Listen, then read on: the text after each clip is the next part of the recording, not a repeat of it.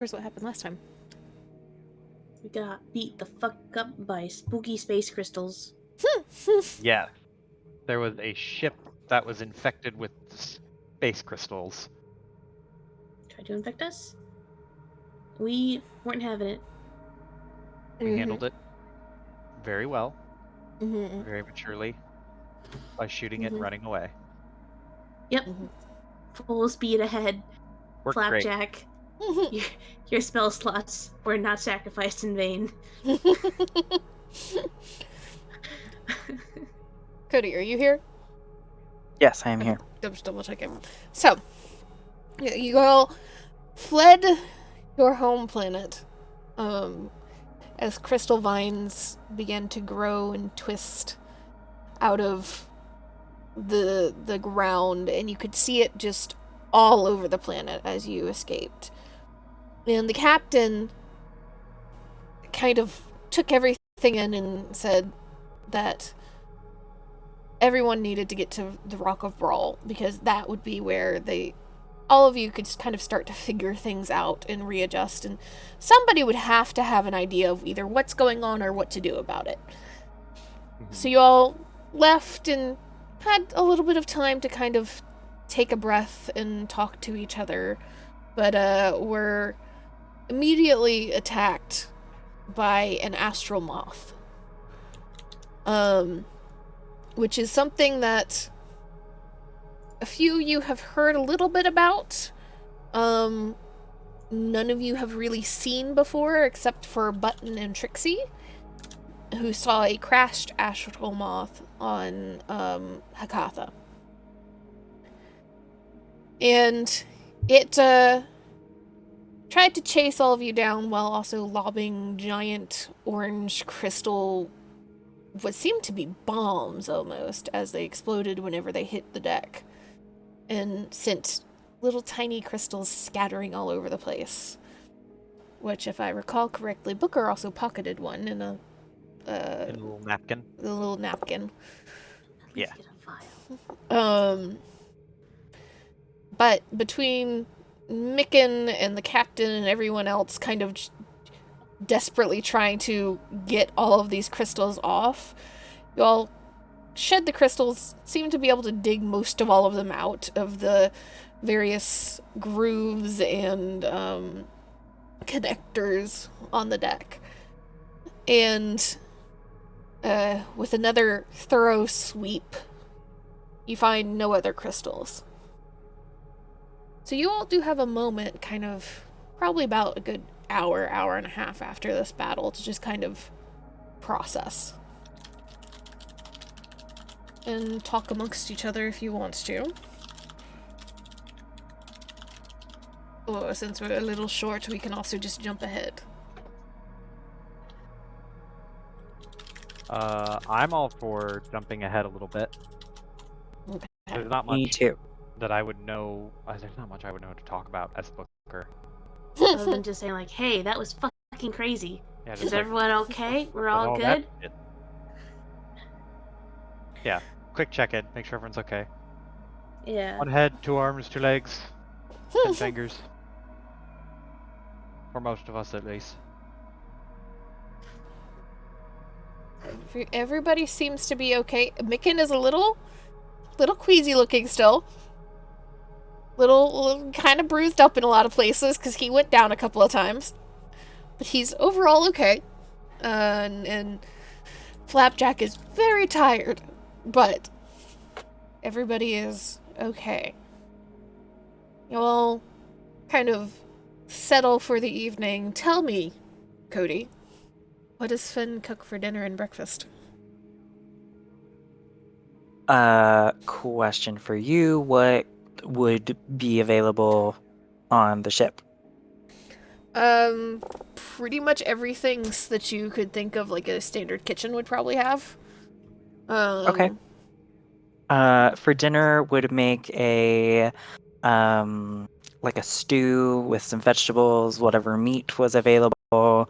Probably serve that with some bread or some rolls that are fresh baked. And then in the morning for breakfast, would settle for non-beholder omelets with probably some like sausage type meat to go along with it. Okay. So, we'll get a relatively peaceful night considering what the past 12 hours have been like. Wait, see. Yes. How much could we have healed the ship and fixed? Let's see, how many points was it down again? A fuck ton. Fuck It was ton. 113 out of 275.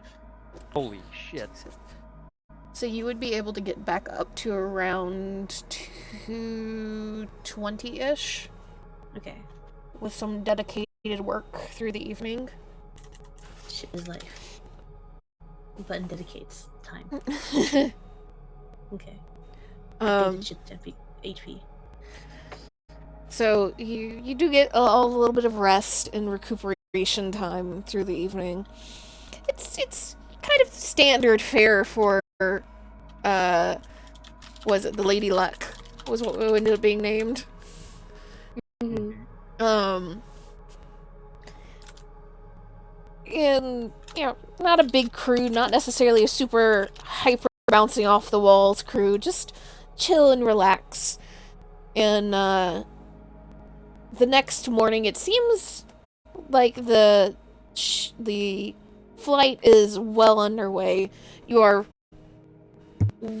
so far at this point from Toril that when you look back in the direction that you know it is, it only appears as this little speck of color in the distance. And it's so remote and so distant in amongst the swirling colors of wild space that it's hard to imagine, and almost makes you wonder if you actually did imagine everything from the day before. There's nothing in and around the space as far as you can see that would denote that it has been put under attack or cursed or whatever those vines were. It just looks the same as it always has when you're this far from Toril. But the captain still determines to make sure that everybody gets to the Rock of Brawl and that she can readjust and reevaluate there. And the morning goes by very normally. Everybody is quickly put to task, including Button and Trixie. Helping to fix things, helping to mend things, helping to clean and keep the ship in as top condition as possible. Even Micken is kind of shown to be a little bit more bold with some of his actions as he is sent out onto the shell of the ship to check for damage and repair a couple of things there. And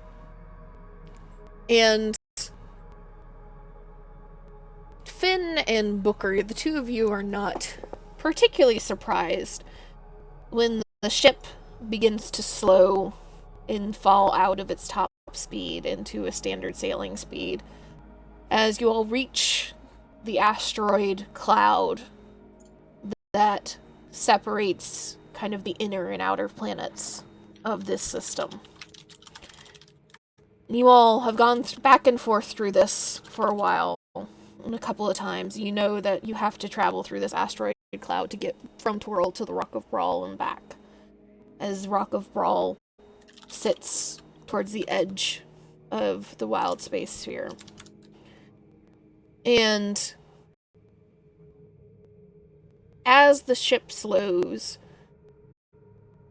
all of you are aware enough and have been trained enough, either through experience or at the academy itself, to immediately kind of go into watch mode, as asteroid belts are usually some of the most dangerous places in wild space, both with the risk of the asteroids themselves careening in an odd direction or an unexpected direction and hitting the ship, and because small, fast ships like to use these places to hide.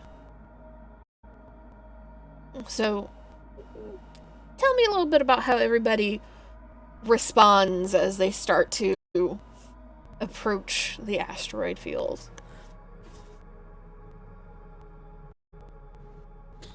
Oh, fuck.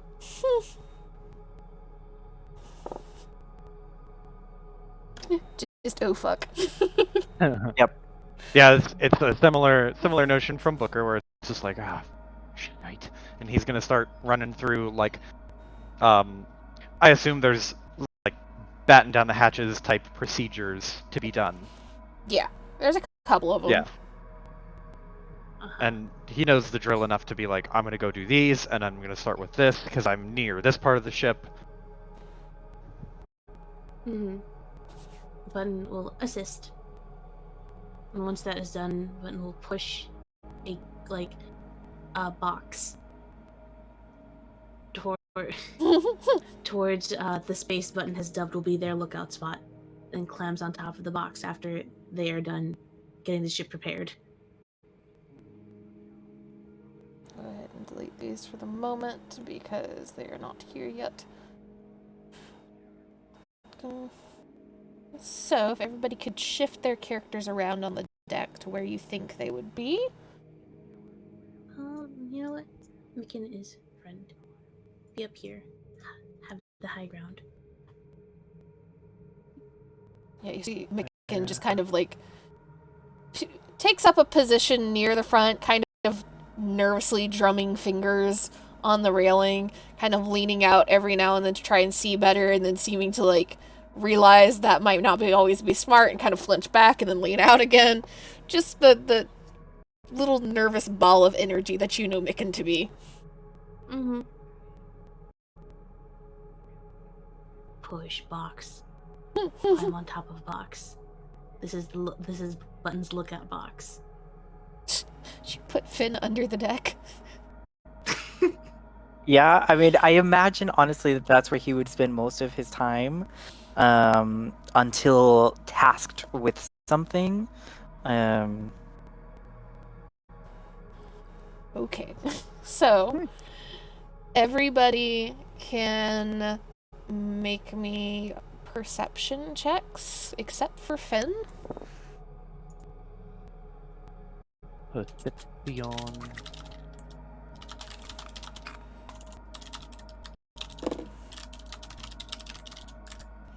Wow, a nat 1. Fuck. Fuck. 17. Okay, let's see what is yours. Page load. Thank you. 16. Oh, that's a 4. Oof. So, as the ship kind of starts to twist and turn through the asteroid field, it seems very similar to the last time that everyone has passed through. Booker is a little bit more familiar with it than Button or Micken are because, well, in the Titan ship, or the Tyrant ship, I should say, you guys didn't get a good look at any of the asteroid fields that you passed through, simply by the design of the ship. But it seems fairly standard and even, to some extent, surprisingly calm. And there's not any asteroids crashing against each other with any great force, or shards of ice and rock floating around at any more than average speed for a section of space like this. Which, all of you can kind of gather to be, oh, that just means that there's not been anything to disturb this for a minute. Mm-hmm. And as you skirt around one of the larger asteroids in the field, Micken and Button see it first. And let me see.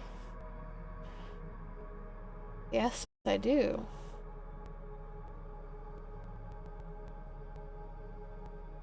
You see a massive nautiloid ship floating.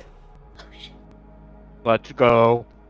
And as you kind of lean a little forward and peer a little closer, you can see the swarms of space fish that tend to inhabit areas of wild space like this are kind of calmly drifting around in between the tentacles and around the shell. Even at points dipping into the ship itself, as you can see giant holes in one or two spots.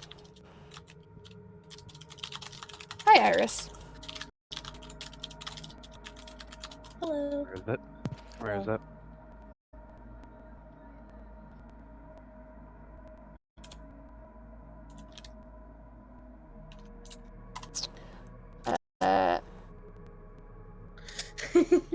You can have a long rest, Iris, for Trixie to gain back any key points or hit points or anything like that that you might be missing.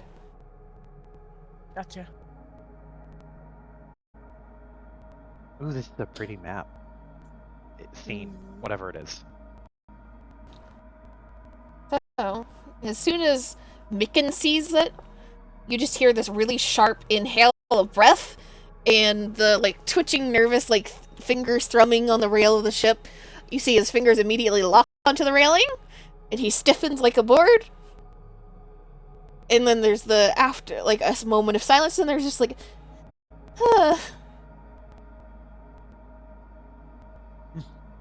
Are you going to be okay? Uh-huh.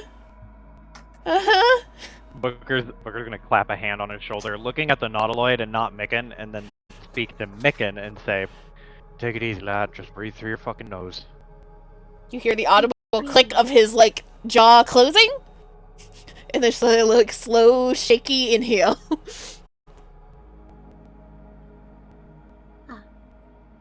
Well, this may be something worth looking into. If we have the time, that is.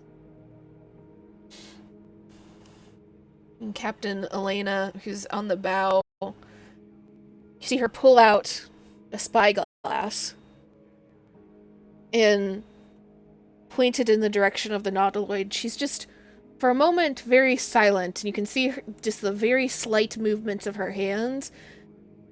And you can tell, after a second, she's just essentially scanning side to side, slowly working her way down the ship. And after a moment, she nods and lowers the spyglass. Well, if nothing else, it looks like it's a derelict. Might be something interesting on it.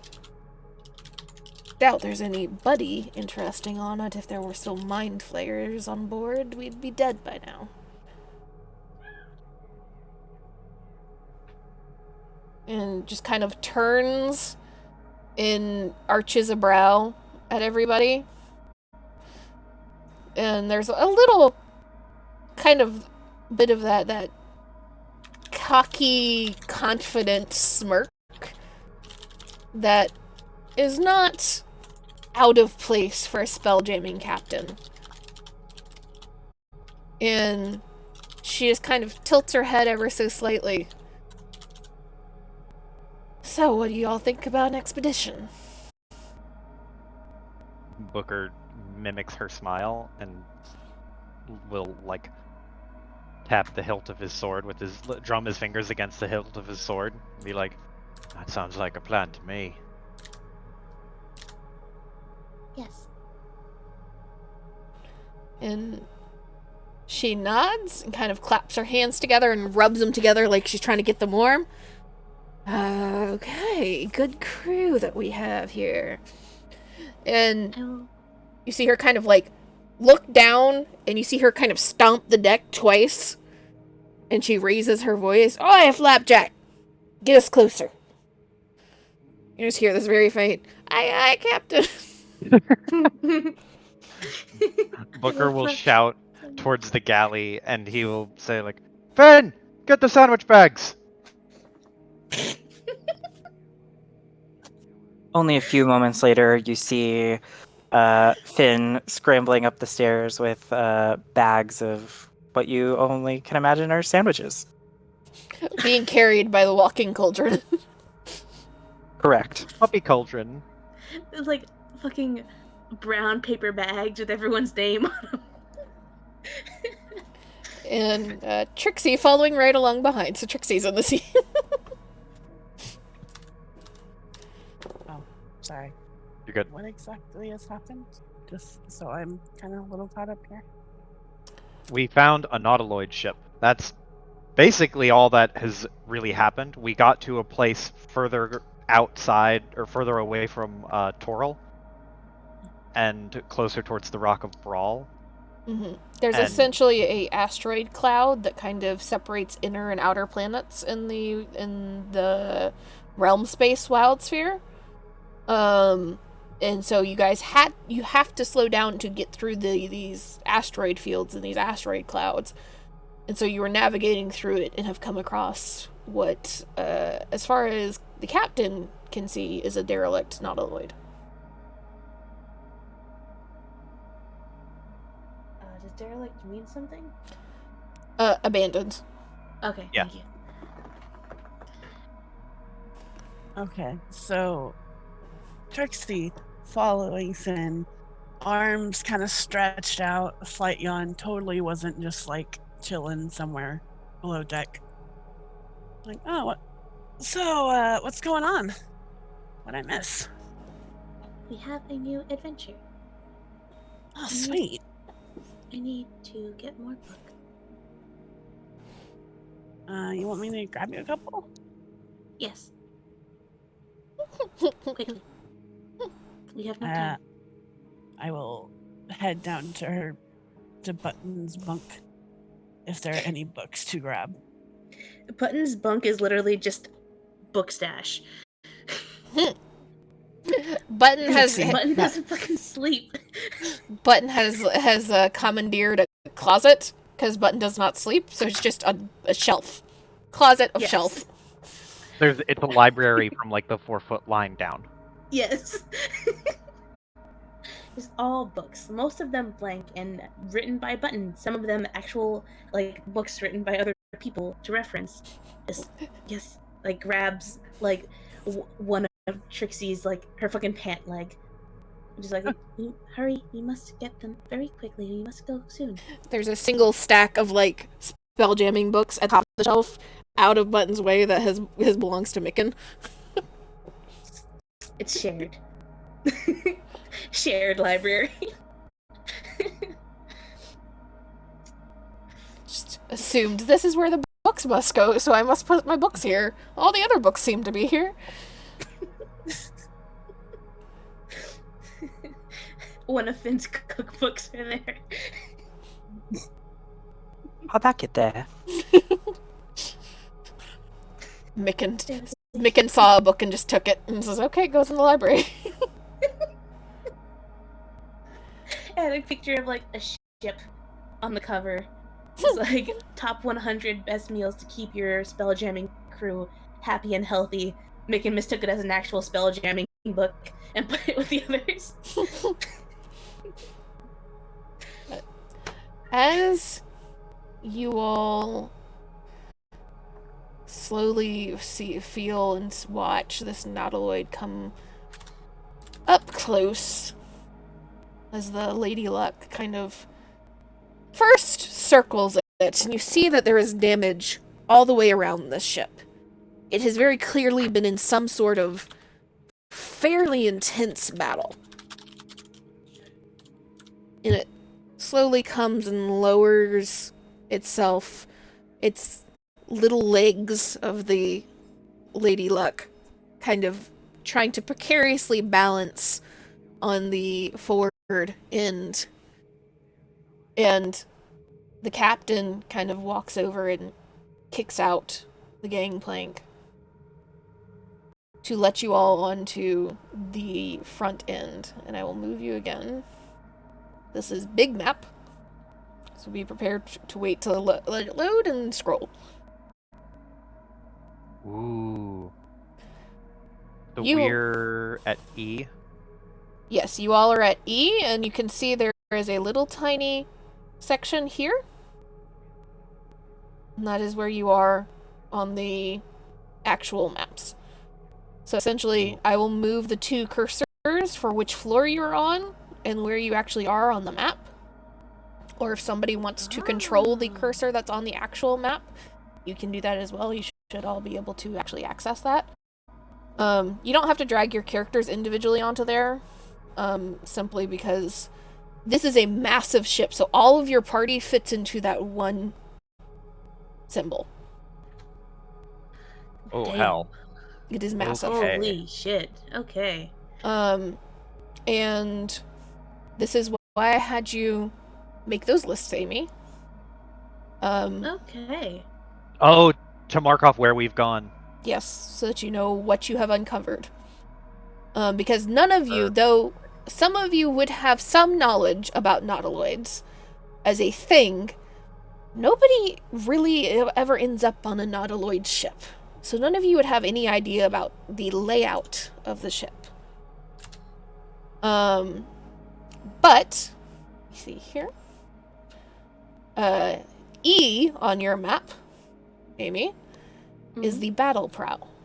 And as you land, you can see the smashed remnants of a mangonel kind of cast off to the side. And it looks... any of you that want to investigate it can roll investigation if you would like. I would like to investigation. And does this count towards my thing? Towards aberrations, yes.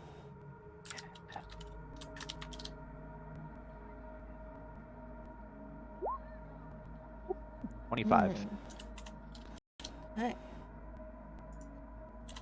So as you all step off, and it ends up, Micken comes along with you, but the captain decides she needs to stay with the ship with Flapjack.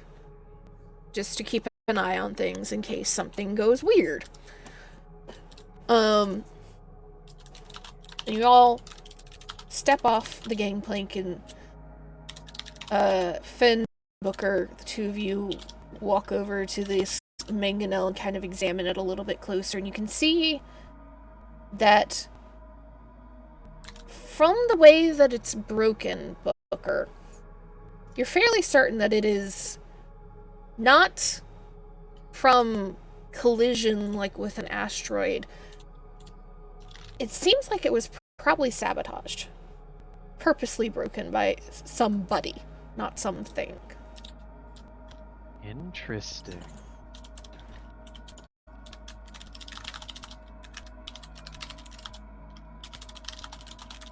Booker And will openly share that with everyone too, by the way. He'll openly say, like, looks like somebody did some behind the scenes work on this.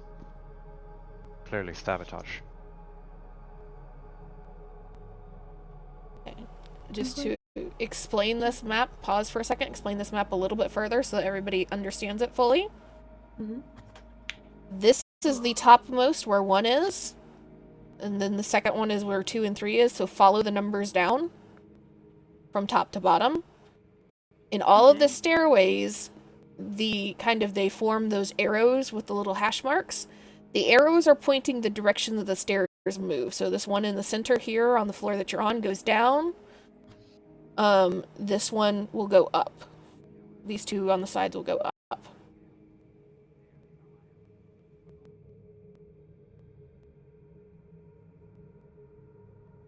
And so this stairwell here that you're on right now would be this stairwell right here. Beside 10. Ah. And then these Points two on to the bottom. yeah, Okay. the two that are on the sides are these up by 6. Gotcha. Okay.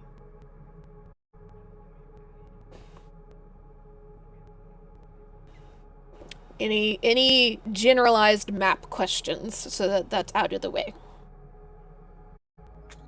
Not So at you the said moment. topmost is 1, Yes. and it goes from there? Yes. Okay. So one is the level that has 1 on it is the highest floor. The level that has 19 on it is the lowest floor.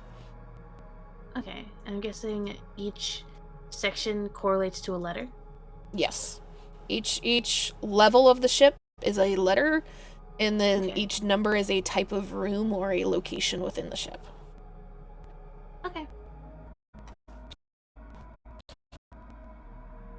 Yeah, let's fucking explore. This list of ship levels. And you know what? Let me do this.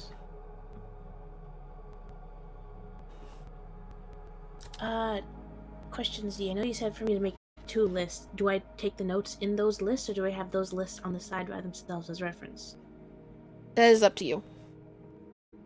I just assume that you're going to want to actually write down everything, so it's like, okay, this is the battle deck. This is the control deck. Okay. You said this was the battle prow? Yes. E? Okay.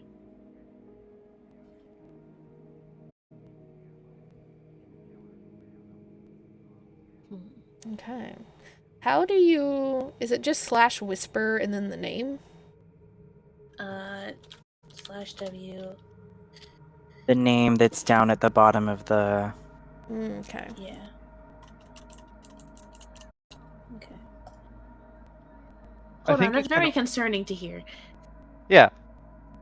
But I think you can also toggle it in the rolling menu, the easy roller. I think. How do you be able to toggle whisper chat and the roller? Oh no, that's just GM rolls. Yeah. It should have like a, as you type out the name, it'll like give you a pop-up. I got it to work. It wasn't Okay. working for a second. Okay. I'm just like, how do I format this?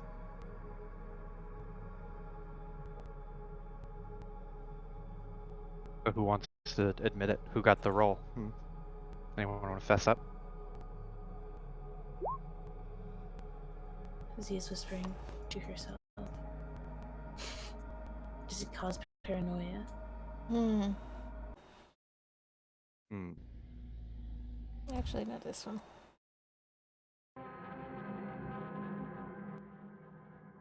Now that I know, what I could do is I could format it.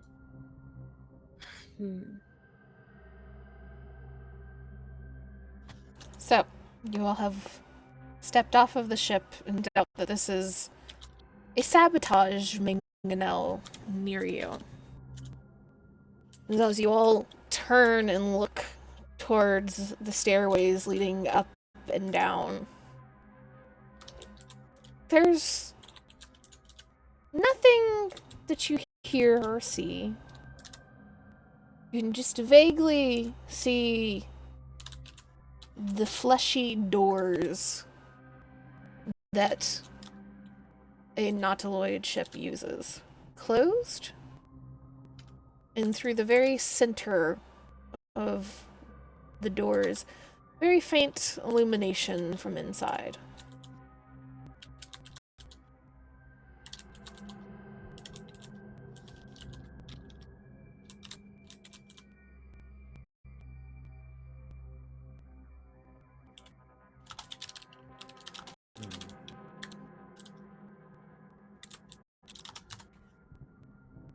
Well, which way do we start first? I have already written down the sabotage you have pointed out. I say we make our way north, and he points up. I do not believe cardinal directions work here. Up, you little bird. Just like up. Just work our way up. Blink, blink, nod. But like, wouldn't Anything important we further below deck?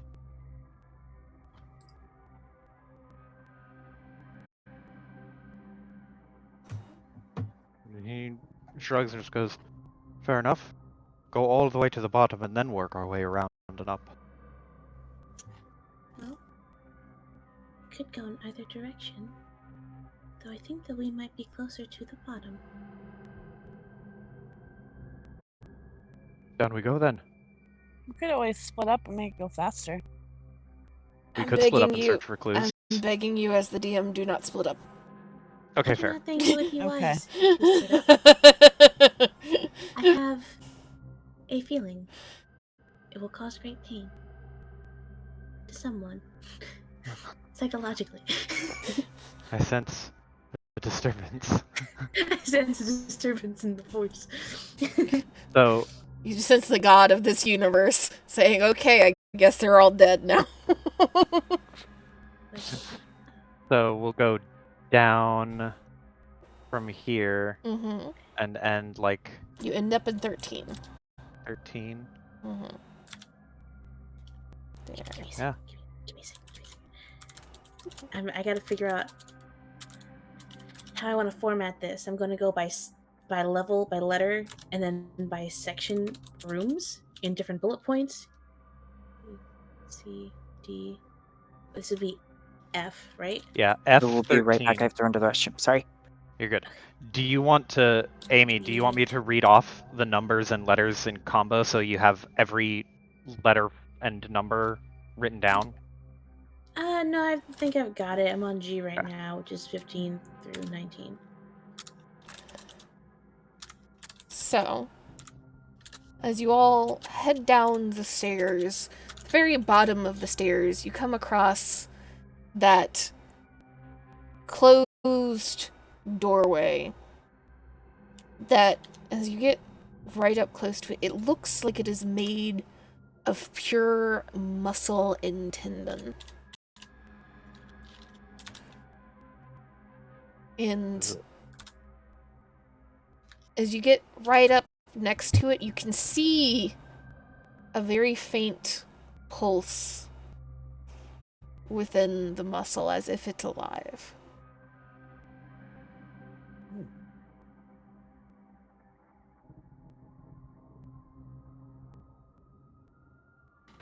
Think of all those doorways at the start of Baldur's Gate. Mm-hmm. Well, this is both fascinating and mildly disturbing. Booker nods and goes, "I'll stay." And he's like doing the whole look up and around and observe the ceiling, observe the walls. Button looks as if they have just discovered automatic doors in a grocery store. Like studying, walking backwards, walking forwards, writing down notes on when it triggers. You know, I'm not usually like squeamish, but that's weird. And I'm tough. Hi, Hazel. Hey, It baby. really makes you think about how different these people were to have this be their normal. So, you would like to try and figure out how to deal with this door. You can roll investigation or nature. It'll say pretty much across the board, Joe, you're going to have your advantage on this ship. I am Hey. going to use investigation. 20. As you kind of look around and look over and examine this a little closer, you can see and kind of trace with your eyes the musculature of this door and see that it seems to come together at the center. And see the very small opening with a little glowing light coming through. And you can stand to reason that it opens from the center. Ah.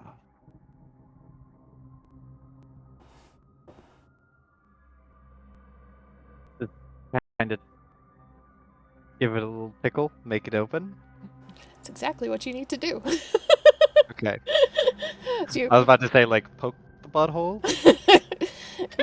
you reach out and kind of like gently touch this circle at the center, and after a moment you hear the wet, uncomfortably kind of squelching noise as the entire door opens and seems to retreat into the wall somehow. And you can step through, and it's funny because I will flat out tell you, one of the ways that it literally says in the book for you to get through these doorways is to tickle the door. Ah! You just gotta tickle, give a little dinkle to the sphincter. And That's an interesting type of magic. here, Is it magic? like, Micken, who has, like, is now behind Trixie. Trixie is bodyguard. Micken is, like, immediately behind, like, hand is either, like, clutching back of shirt or, like, on arm so that you don't wander away and he doesn't Without follow. And you just hear this little, I don't think it's magic. And No, it's Isn't not. that a little more reassuring that way? as you step through, you come into a room that seems almost normal at first glance. Of several tables and chairs laid out. Although the tables and chairs are of this twisted, not made of flesh, but very much seeming to be organic material in some way. More like they are grown rather than made. Of dark purples and blacks and reds. And you can see on the walls hooks and shelves that you're certain were filled at one point. And all of you have been on enough Spelljammers or on Spelljammers and around Spelljammers long enough to know that this was probably some sort of armory or guard post where just items that would be used for defense would be stored. As you step inside, that very faint glow brightens ever so slowly, like a dimmer being lifted.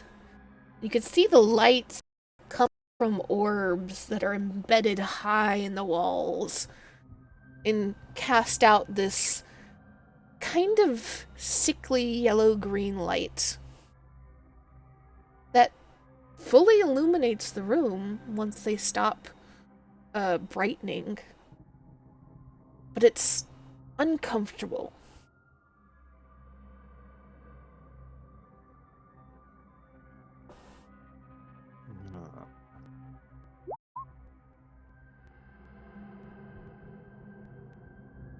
Oh no. Oh no.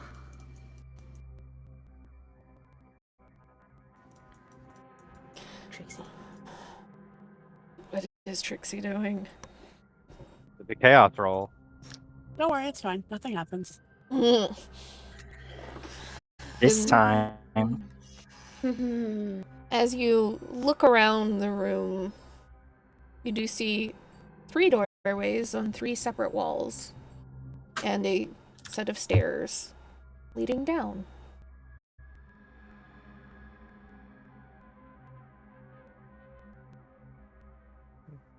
Booker will gesture to the stairway going down again and just shrug and say, "Well, got one more floor to go, maybe?"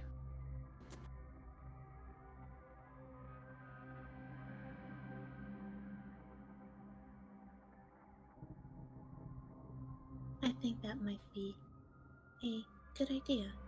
If we can start from the very bottom, we can ensure that we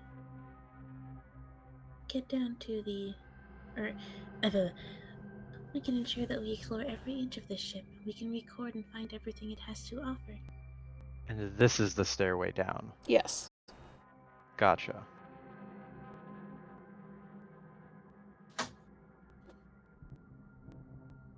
So, are we going down? We're going down. Okay. Yelling timber. So, make it down to here, and I will go ahead and tell you essentially everything from this stairwell back is 15, and then the smaller rooms are also 15.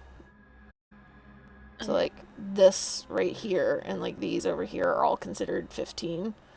16 is the only room that is different than the rest of them. And 17 is only this. This hall. Yes. Yes. 18 and then 19. But all of this is 15? Yes. Okay. And Oh.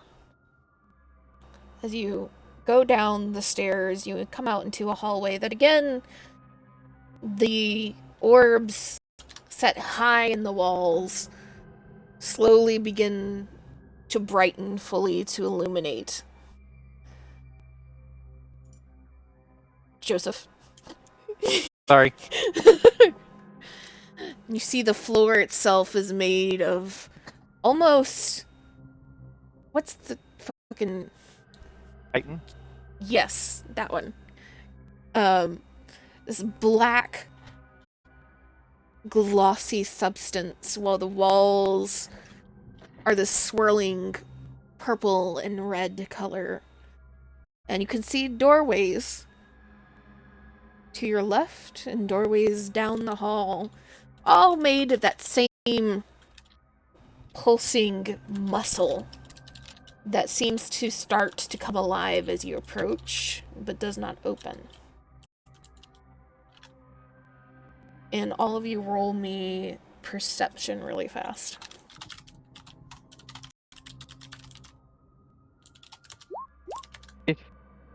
Fiend. 11.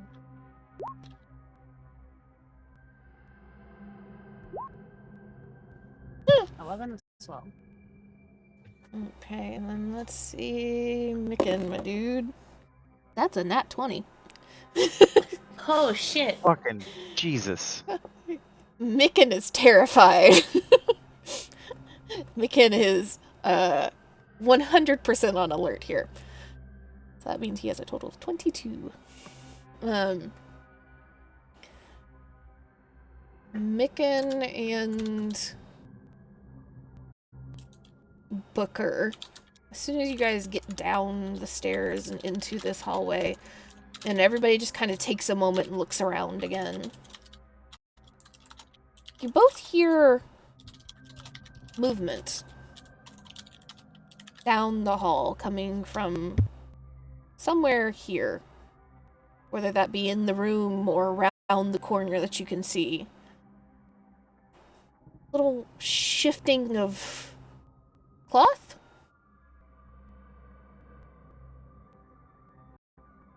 Booker immediately goes for his sword and will swing the saber out. Micken just whimpers and takes a half step further behind Trixie. Trixie will pull out her meteor hammer and like wrap it partially around one of her arms. Button looks up from where they are like scribbling into their book. Is something happening? There's something here. Oh. Pulls out quarterstaff. seeing everybody start the fight, he actually moves behind Finn instead.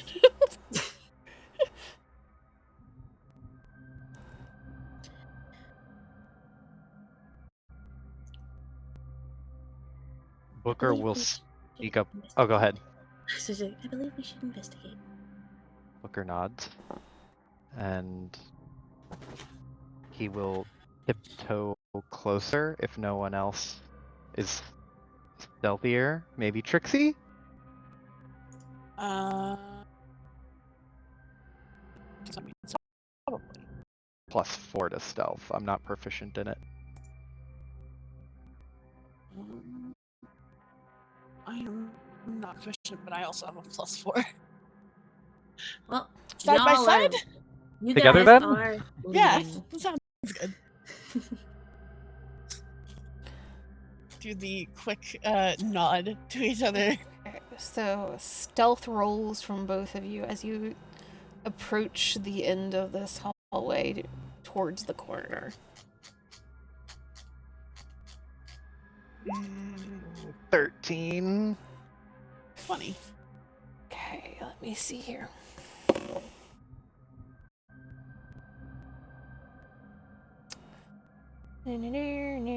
What's your addition here? Dirty 20. Okay, so the average between those two will beat.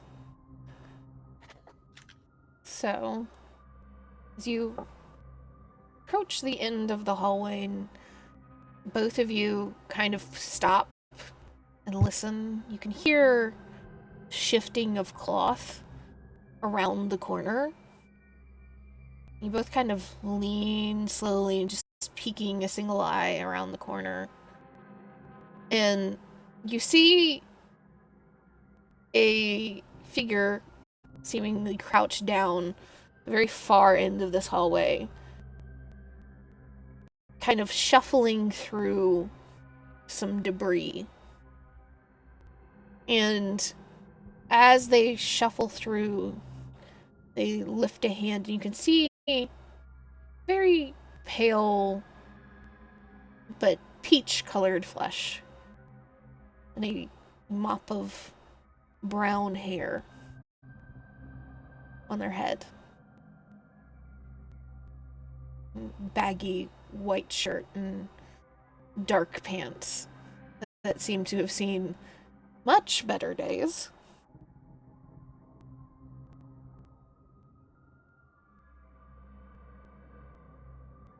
They don't seem to have noticed you.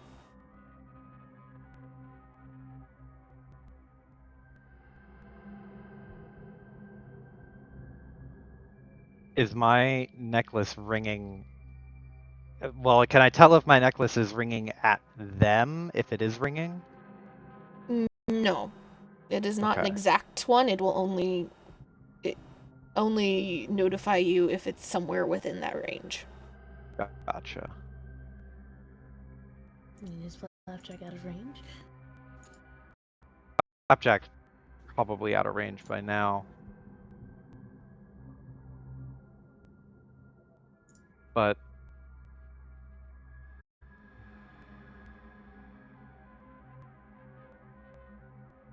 we're gonna look at Trixie and then raise an eyebrow, like, as if to ask, like, are we going in? And Trixie will look back and like shrug because she was expecting Booker to take charge. Booker will take charge then, and he nods, and he will keep his saber pointed upward, but I want him to activate his Crimson Right. So he'll slice his palm on of his left hand across the grip the blade to cut his hand to strike it and get lightning on the blade. It just kind of dances like strobe lighting with a blue and white effect, and he will very gingerly move out and expose himself. And wait, can he tell what they're doing? They're very clearly searching through the rubble, but you can't Mhm. you can't really figure what they're searching for. See them kind of shuffling and organizing, and not like organizing, so like trying to fix, but just like, okay, nope, nope, nope, and just going through that motion over and over. Booker's gonna take a few steps closer to sneak a little bit more into range. And once he gets close enough, he will just flat out say, keeping his blade pointed at them like a loaded gun, and he will ask, "What you looking for?" As soon as you speak, there is a whole body flinch forward, and to the point where they like almost shoulder check the wall in front of them and scramble to get up and turn. And you are confronted by a what looks to be a human with kind of the scruffiness of a couple of days unshaven, messy dark hair, clothes ripped and dirtied and bloodied in a couple of spots. You can see a makeshift bandage around one hand, and just blinks and then immediately hands up. Hi, hi, hi, hi. Please Booker don't will kill nod, me. and he will, keeping the sword level at him, uh, he will very calmly ask, "What were you looking for?" Food? Were you originally on the ship? Shakehead. How'd you get here? My ship got attacked by some Nyogi, the other side of the cloud. We limped our way out, barely managed to get away from them, and well, this was the only air pocket that we could find. Where's the rest of your Okay. crew? Kind of like gestures vaguely upwards. Most of them are dead now. One or two are still trying to find something to survive. Wait, you're here, and he like takes a step forward, like lowering hands as you see this like puzzle pieces. You have a ship, right? Mhm. Booker will remind him, just very gingerly, that the edge of a sword is pointed towards him, and he will just gesture like ease off, kind of not poker prod him with it, but just kind of like no, motion it towards him, and he'll say, "I am the one who's asking the questions here." And the guy kind of takes the half step he tried to take forward, and you see his like hands again, open palms, like facing you, go from like this gesture of like weight you have that were outward stretched to like back at his like not above his head anymore, but at his sides, like shoulder height. Mm-hmm. It's just yeah. I just really want to get off this ship. I bet you do. And what did you want to do, Trixie? Oh, I was gonna say, like, are there any more of your crew? Is what I was gonna ask. But since Booker's taking the lead here, Trixie will walk up behind him and kind of look at this guy.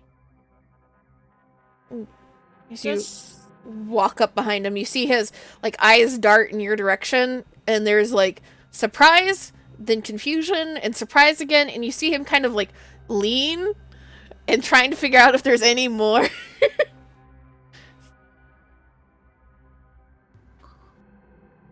I don't know if anybody else has poked their head around the corner. Yeah, but it's at knee level if he's looking there. Well, it's like remembers- one glowing eye around the corner. Now, like, as soon as his eyes drift down, fucking rip back around the corner. Head almost falls off from how fast Button dips back around.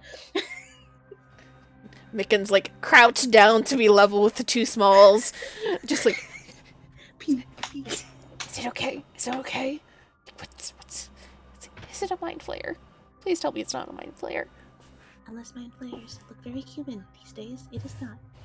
No, I think you should lower your voice. I need to hear. Just like whimper. Shh. I'm trying to listen. Micken, cry quietly, please. Micken, I'm trying to go fucking eavesdrop. Trixie will put her hand in her bag and pull out her trusty fruit bag. Hey. I forgot that you had that. Aren't those the I best will items, never- though? Where you I will never forget? forget it. I will never forget. Are you actually pulling out a piece of fruit from the bag? Yes. As you pull out that piece of fruit, you can see this man's eyes immediately lock onto it, and he is not paying attention to anything else anymore. His eyes are just tracking where that fruit goes. When was the last time you eaten? It's kind of hard to tell time out here. Week, maybe? She'll toss an apple at him. He grabs it and starts to immediately bite into it, pauses, and kind of examines it for a second, like sniffs it, and then bites it. It's not poison.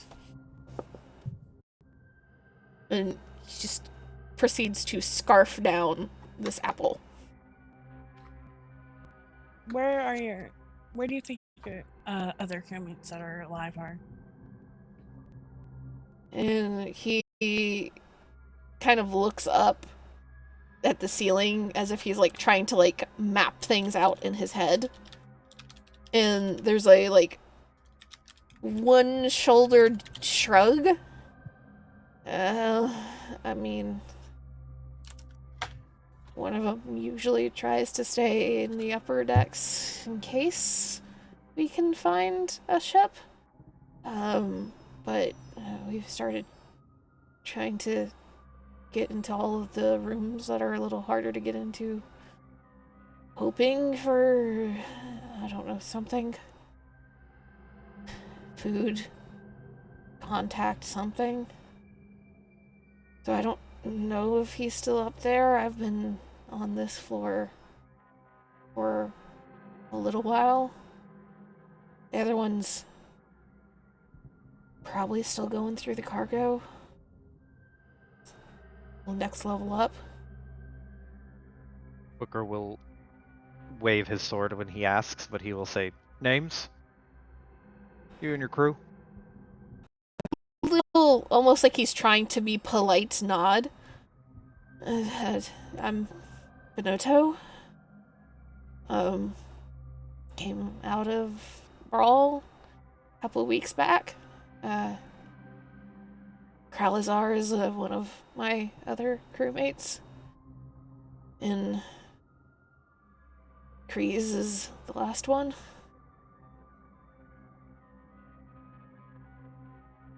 So it was Valinar, Kreese, and which one? Benotto? Benotto. Benotto is his name. Benotto, Kalinar, Kreese. There you go. Thank you. Thank you. Trixie will look at Booker and ask, did you guys see anyone flagging you down before we got to this place? Shakes his head. No signal? Nothing? None whatsoever. When's the last time you saw your crew?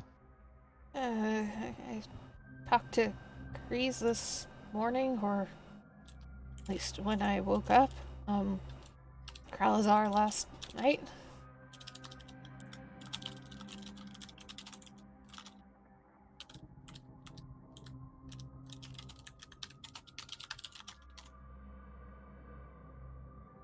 Is it time to find them yet? I believe it could be. Are we still exploring this floor? I'll look back to Benotto, and he will say, "Do we need to explore this floor anymore? Any rooms that you couldn't get into? Anything worth finding?" I would like to explore this floor.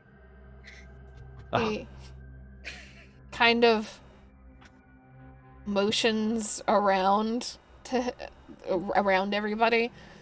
I mean, this is, as far as I can tell, the quarters of the Mind Flayers. All these rooms on this end, at least, are nicer.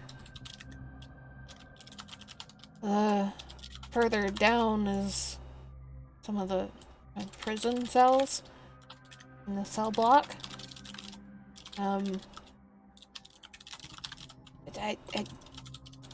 There's a lot of bodies down there. I think there might be something locked at the very end. I've heard noises on the far end. I wasn't going to open that door. Not if it didn't open before me. He kind of does the side-to-side head thing of, there's some weird noises on this ship from some of the rooms. None of the doors have opened on their own, and I don't know that it's a good idea to go through those doors. So we have not. We're not in the shape to try and deal with anything. And what kind of crew were you before your ship went? Well, and he just shrugs. There's a little nervous look and a rub at the back of his neck.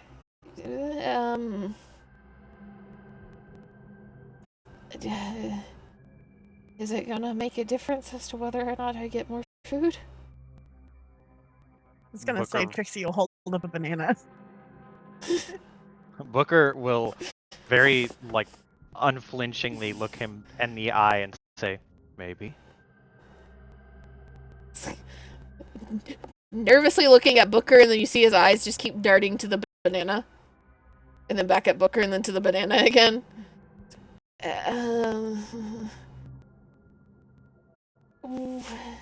We were... I don't want to say it. Kind of smugglers. There you go. There's some things you're not supposed to have on the Rock of Rock. Can I have that?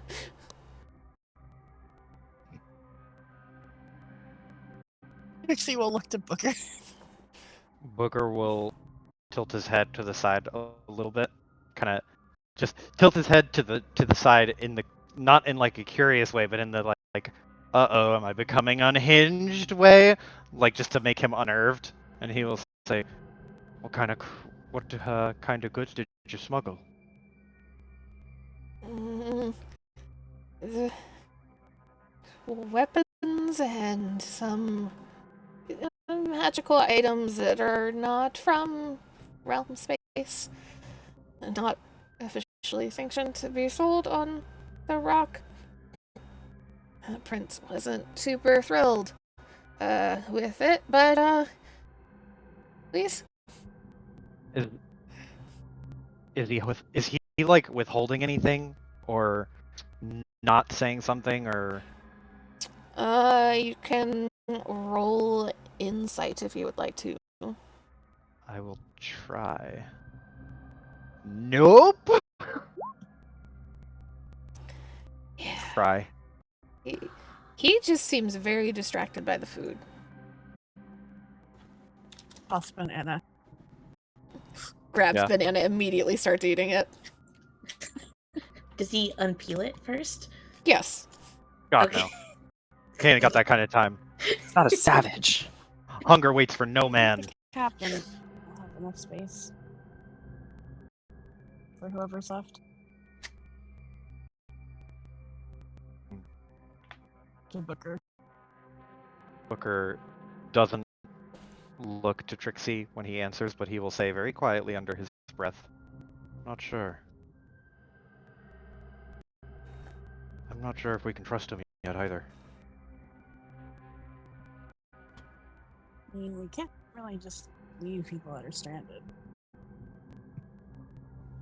There is a very dark smile on Booker's face, and he just shrugs and goes, "Well, if you say so." And he'll take a step back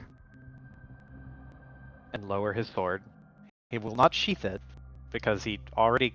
Oh, I need to roll, because he does deal damage to himself when he activates his Yes. Blood Maledict. Or Blood... Crimson Right. Fucking Christ. But he will not sheath it. And, Booker will just look at this dude up and down, and then turn to Trixie and say, "We should just let him be for now. Search the rest of the ship. But keep an eye on him." I mean, he could be our guide. Just Fair kind point. of curious as to what kind of cargo was on this ship.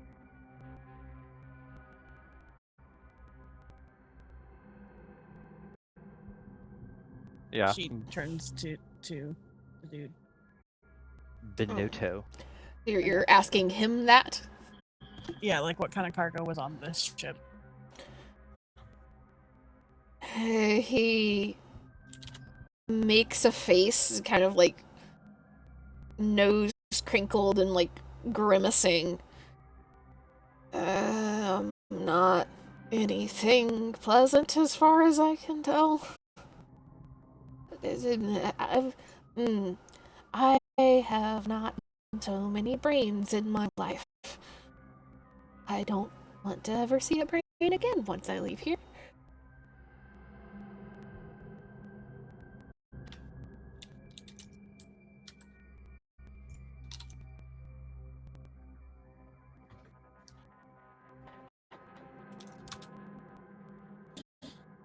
Oh, I don't think those will really sell for anything.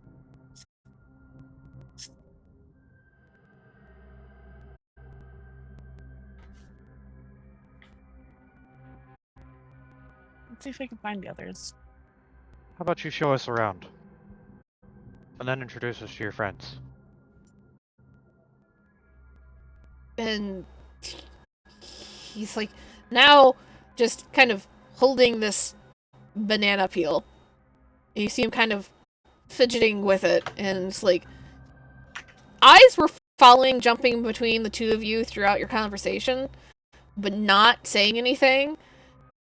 And when you suggest that he show all of you around, Benodo kind of like blinks. It doesn't react for a second, and then like full body like jolt, like oh, and processing the words, and then just like and free hand to the back of neck. I mean, okay. What do you want to see? I mean, you guys got down here, so you know how to open most of the doors. And he just kind of starts like looking, and they're very much in that like, I'm supposed to be doing something. I need to be doing something. What am I supposed to be doing? Like side to side, then just like goes to the nearest door, and you see him kind of like trace up one of the lines of muscle and tendon down to the center of the door, and the door just slowly opens. And inside of this room down here, you can see, those of you that kind of poke your head in or choose to step in, a black pod-looking thing that is standing on a propped up essentially from the ground. And top of it is nearly 7-8 feet off the ground. Inside is more of that kind of fleshy musculature that seems to make up the doorways. And you can see a cracked glass casing to the front. There's nothing inside it. You can also see a single table and chair. And though none of you would ever choose necessarily to sleep in a pod, it very much gives the impression of somebody's room. And you can see a couple of items scattered across the desk if you want to actually go inside and investigate. Yes. Yes. Yes. Alright. So, I will need anybody that wants to go inside and investigate that room can roll investigation. And then depending on that, there will be another roll.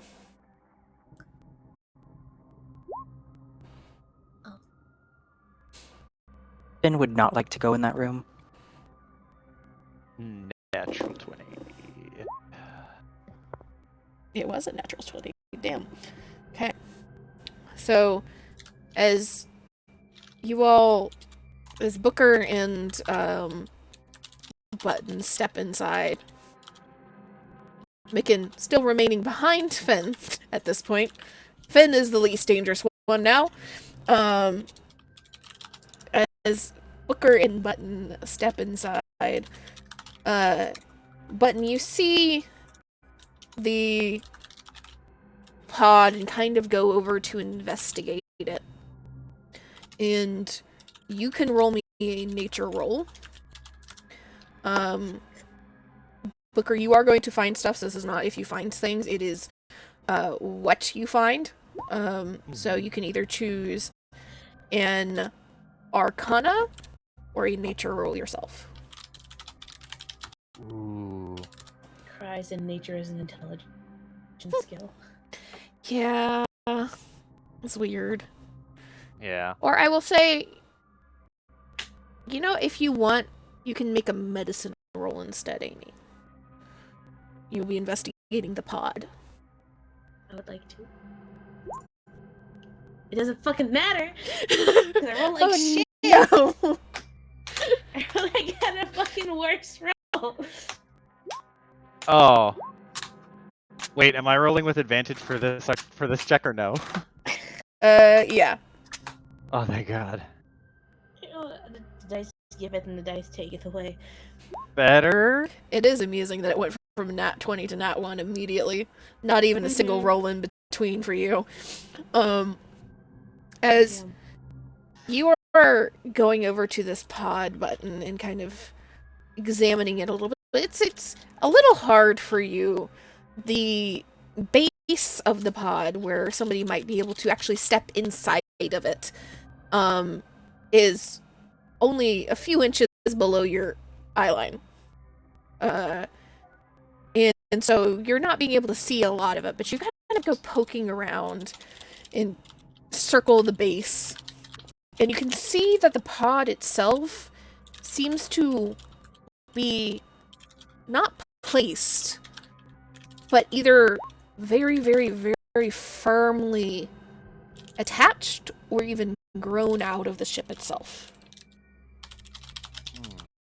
And you can even see tracing lines in this pod that seem to go down into the ship, and there is something in you that's immediately realizes, oh, these pods are directly linked to the ship somehow. They are dependent on it.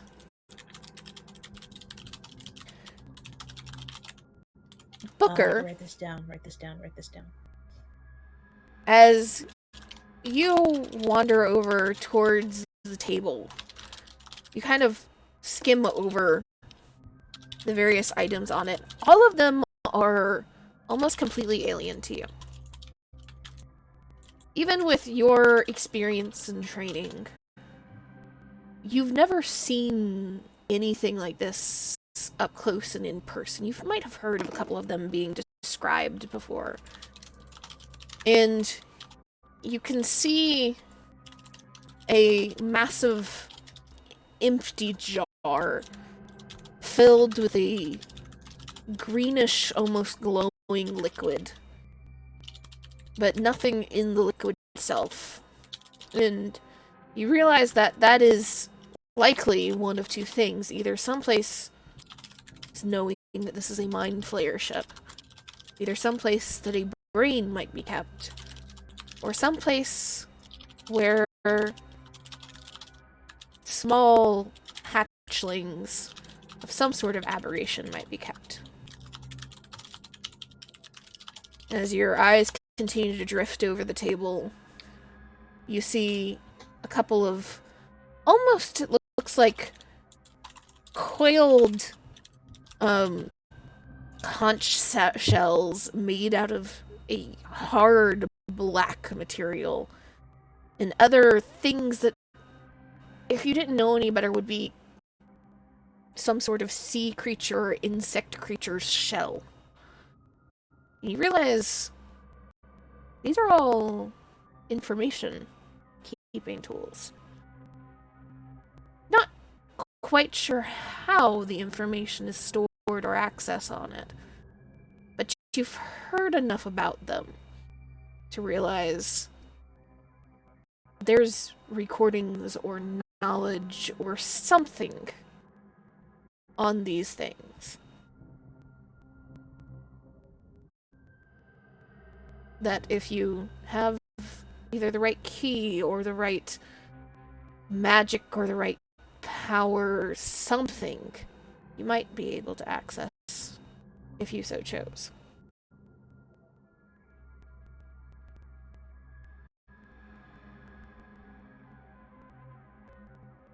Ooh. Would I be able to tell what kind of thing would get me the right access? It would take some kind of study for you. Okay.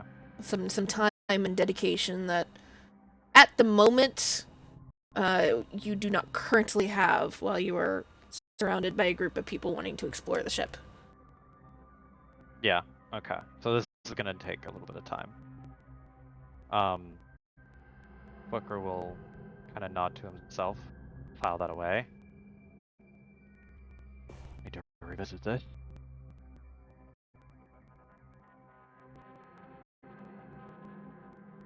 And I know you said that there were some things you said that looked like they kept what could be hatchlings. Yeah, it's essentially a glass jar filled with liquid that would either keep a brain or like hatchlings. You're not sure which this might be used for, but at the moment, all that's inside it is liquid. Okay, I want to make sure that it was in fact empty. Mm-hmm. Then, yeah, then I'm satisfied with that for the time being. Unless I'm missing something. I think that's... Are you wanting to basically actually take these items? I might... You know what? Yeah, I'll take the brain in a jar juice. Okay.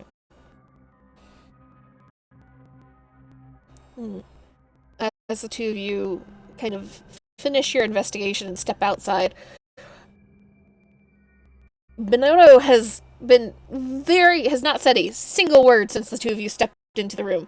Has just been, like, fully aware that Trixie is watching him, though he just keeps, like, nervously looking back towards the bag that fruit seems to magically appear out of. And like, not wanting to ask for more, not wanting to look at her, but just keeps, like, looking and then looking away. And then a couple seconds later, kind of, like, eyes slowly drift down to the bag again, realize she's looking and looks away again.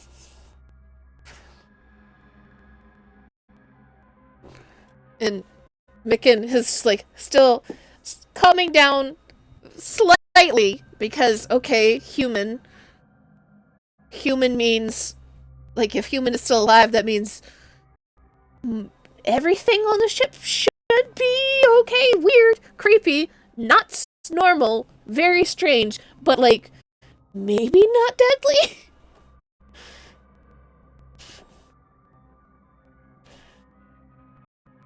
And Bonotto just kind of, like, straightens up a little bit as Button and Booker step out and kind of looks between the two of you and then looks down the hallway. Is like, I don't think there are anything in any of these rooms. Well, there's a body in one of them. But are you wanting to see all the other rooms here?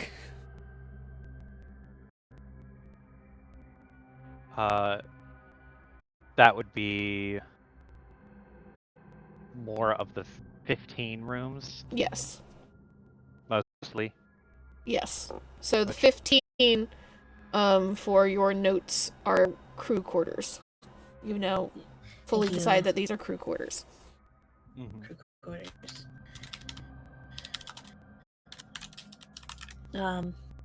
Button. Closing book they were just writing in. Like, well, on one hand, it is probably more of the same. On the other hand, I would like to know everything about this ship. Turns to look at Bonotto. Hello, my name is Button. I have a lot of questions. I'm Bonotto. Hi. You see him, like, kind of put off for a moment, and you see a hand gesture vaguely of, like, small, and then, like, almost, like, twitching towards hat, of, like, wanting to touch, and then, like, nope, don't do that. That's a bad idea. And then just hands held behind his back very tightly, and a little nod. Like, hi. Hold out hand to shake. Carefully, like, glancing towards Booker, since Booker is the one still holding sword, reaches out, takes hand, slowly shakes, and then hand immediately back behind the back. Nod. I mean, I can open up the other doors to the other rooms if you want. Everything this side of the stairs is pretty much the same, except for the you see him kind of, like, gesture across his neck. The body. Nod. Very faint whimper from Micken. Tilt head. Is it a mind flayer body? Another nod. Booker will just flat out say, "Show me." I was gonna say yes. And he just kind of, like, blinks at the two of you, and just confusion, and mouth opens very clearly in protest, eyes go to sword, mouth closes, turns around, starts walking. This is a nice way of us keeping an eye on you, by the way. Trixie says, stretching. You just get this, like, and he will walk you all essentially down to this room right beside the doors, or right beside the stairway. And D15. Yeah, D15. And you see him again reach out and kind of trace along this doorway, and it opens. You notice, I don't know if I mentioned it last time, but once you all move about 10 feet away from the door, an open doorway, it closes behind you. So their natural state is closed. And he opens this one, and inside you see the pod, like normal, except this one's glass is not cracked.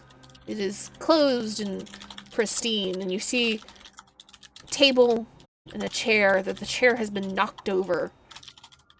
And stretched out on the ground is a very tall body in a purple and yellow robe.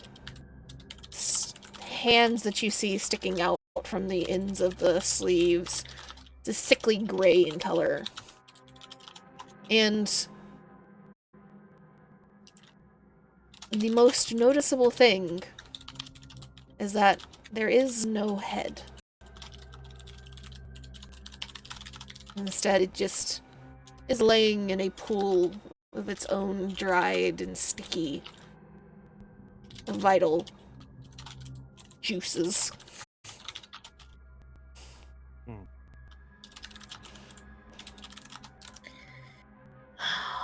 man. Now, how in the shit did this happen? Oh, man. I feel a little bad. Button is cute and all. However, Button is also really weird and slightly creepy and off-putting because Spore Druid. So Button would like to investigate to see how this decomposes. Amy, did you ever play? We have to tangent here. Did you ever play the old Red Alert games? And what are those?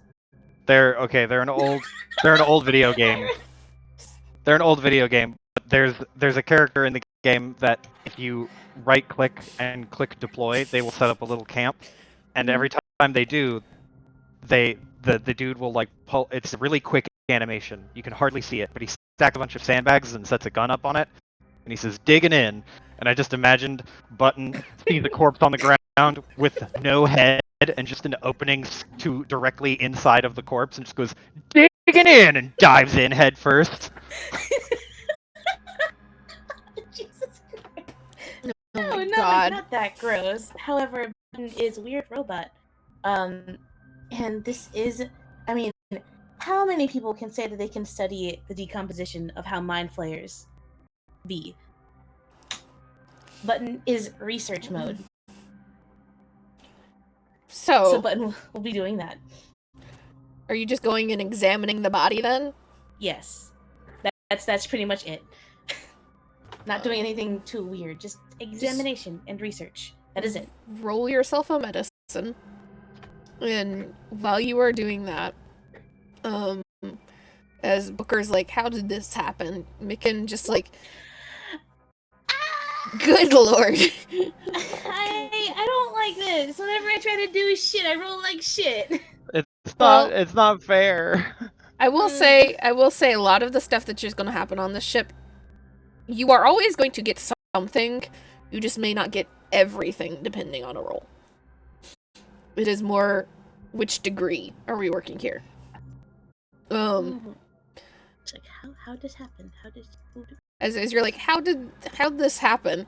Micken is just like nervously like raises a hand very slightly in front of him and like lifts a finger as if he is trying to gesture for like, can I? But doesn't say anything. Yes, Micken. I mean, it kind of looked like there was an attack on this ship when we flew by, and you said that the mangonel up top was broken by somebody, right? So stands to reason that they probably lost a fight.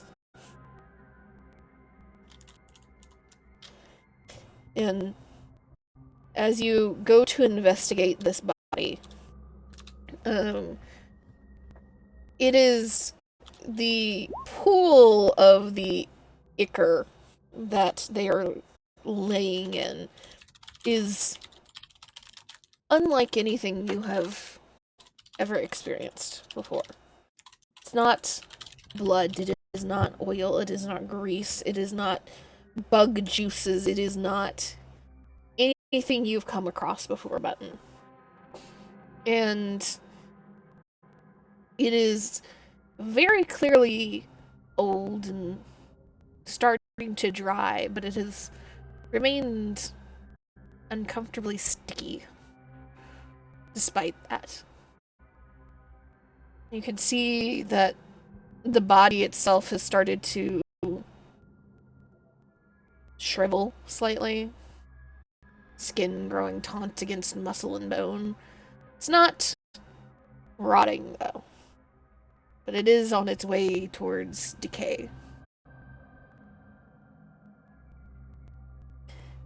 And as you kind of go poking around the body, roll me a d20.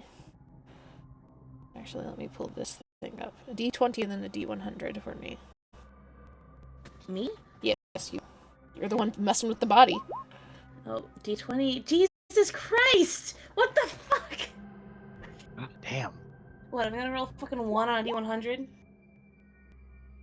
I'd be surprised.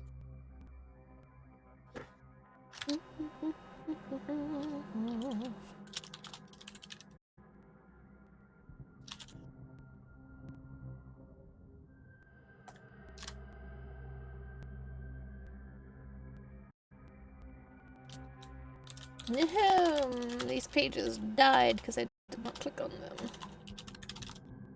Let's reload.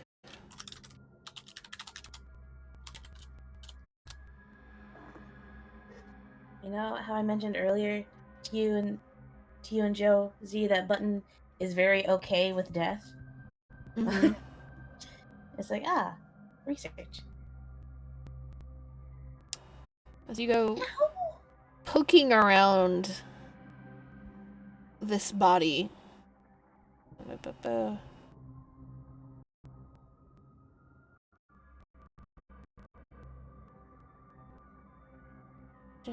me read this really fast.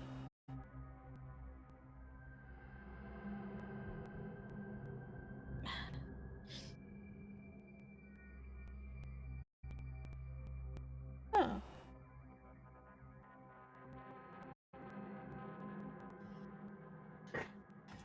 I have too many tabs, too many tabs, too many tabs.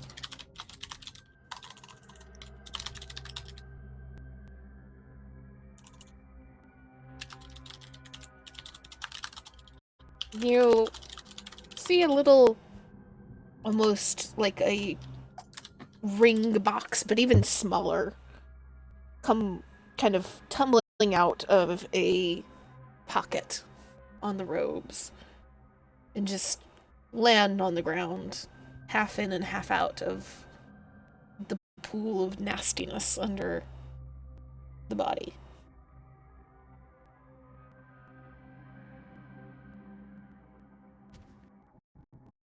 Well, obviously Button's going to investigate the box. This is the box. This is new. As you pick it up and kind of look it over, it just seems like a normal wooden box. And fits surprisingly well in your hand, for the size that you are. As you lift the lid, inside in the center of a kind of plush velvet interior, you see a seed. It's about the size of a grape. Completely hard and wrinkled all over, and it's a pale tan of like an unused wine cork. Just sitting in the center. Said it's about the size of a used wine cork? Or the color of an unused wine cork, but it's the size of a grape. Size of a grape.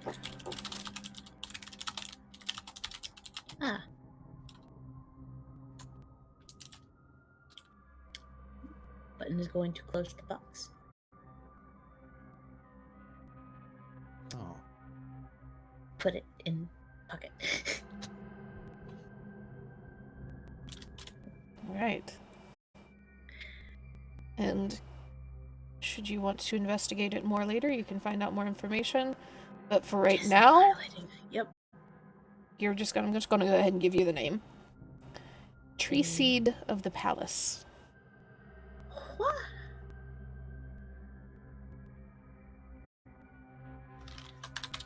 Tree Seed of the Palace. Okay. I'm just gonna highlight that button. This has been cataloged for further investigation later.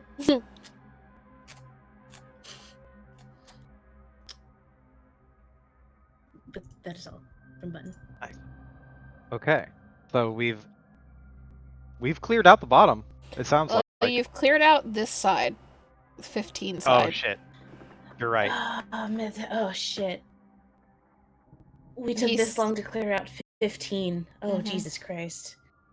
You remember he has said on the other end of this floor, Benodo has heard noises. It has just decided not to open the door.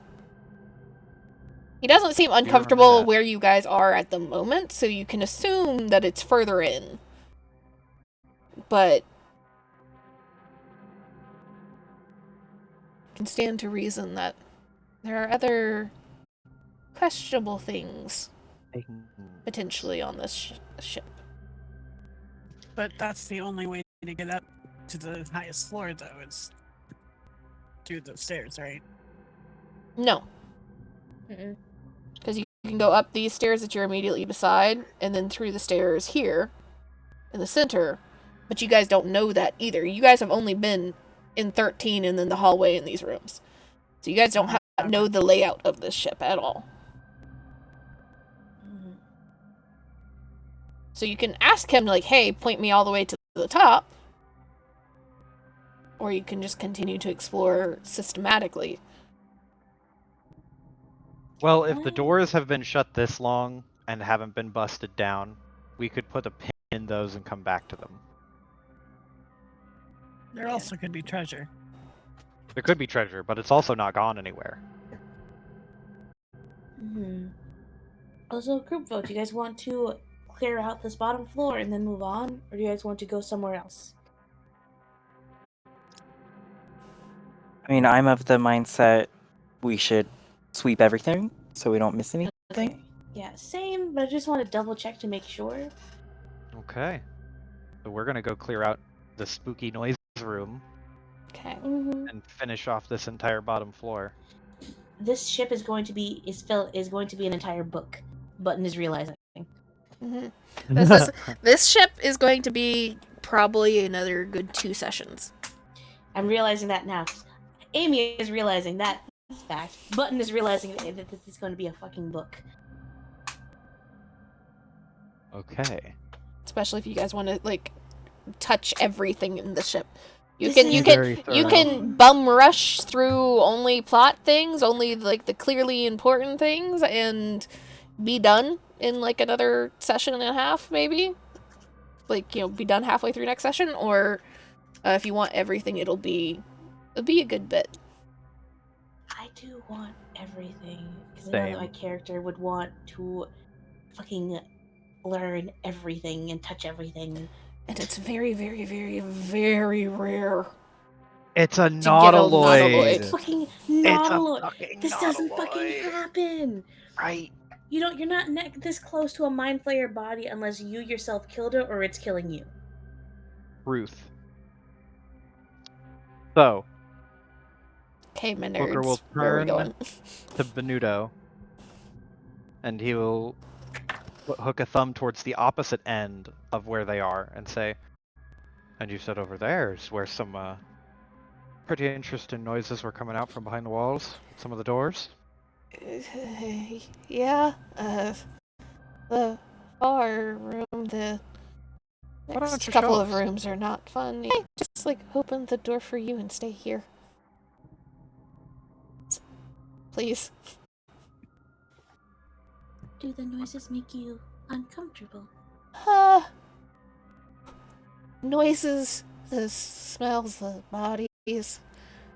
Kind of. Oh. What y'all think? Not to be rude, but like, What's to stop you from going back to our ship while we're trying to deal with this thing? You have the magic bag of food? That we do.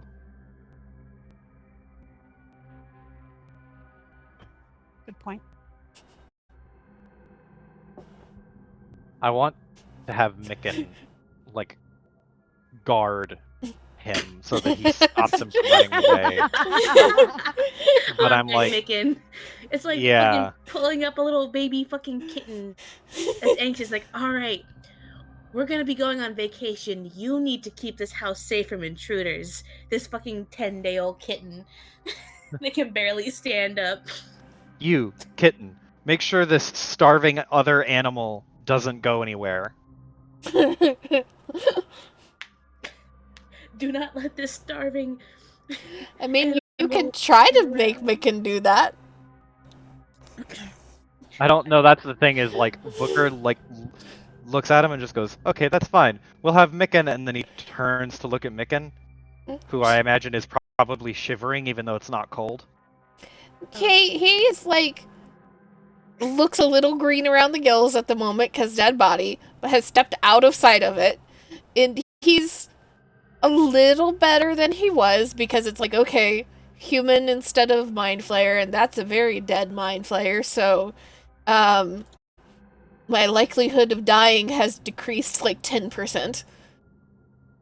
It's just nervously like spinning wand between fingers, just like you look in his direction, and he just kind of like looking around the hallway. You can see the gears in his head are starting to turn. Fear is slowly being overridden. And then he feels eyes on, he freezes. And he does not face you. His eyes just drift in your direction to look out of the corner of his eyes. And then slowly he's like head up. Did I do something? Okay. It's just no, I'm not gonna. That's not. No. My guard. Toad did do a great job. Oh, well, if you don't mind summoning Toad and having him stand guard to make sure we don't lose track of our friend here, puts a like I'll say put a hand on him, but he won't. He'll just like gesture towards Benito. I keep wanting to say Benito, and I'm like, no. Yeah, same. It's like, not. Benito just Turns like to Benito. eyes get a little bit bigger and like brow furrows and looks between the two of you. Toad? Hello. How do you feel about amphibians?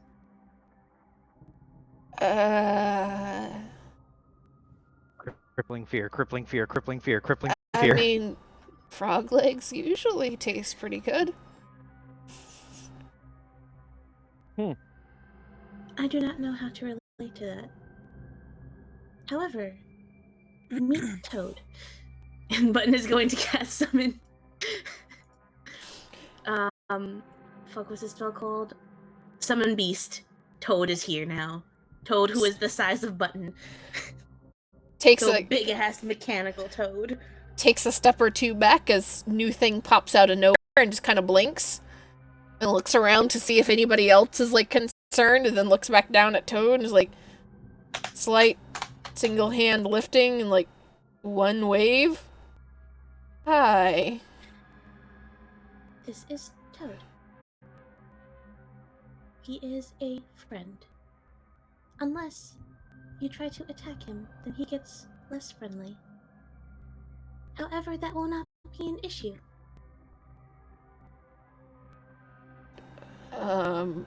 At least according to my calculations, it will not. Either way, he shall stay here and wait with you while we investigate. Okay. Okay. Just, like, still keeping an eye on Toad, like, not... Booker is now less threatening, because apparently Toad somehow is going to watch him. Just watching Toad, and then you see him, like, one hand up, blindly touch door, and like trace the muscle, and then the door to the 16 opens for you. And then steps out of the way.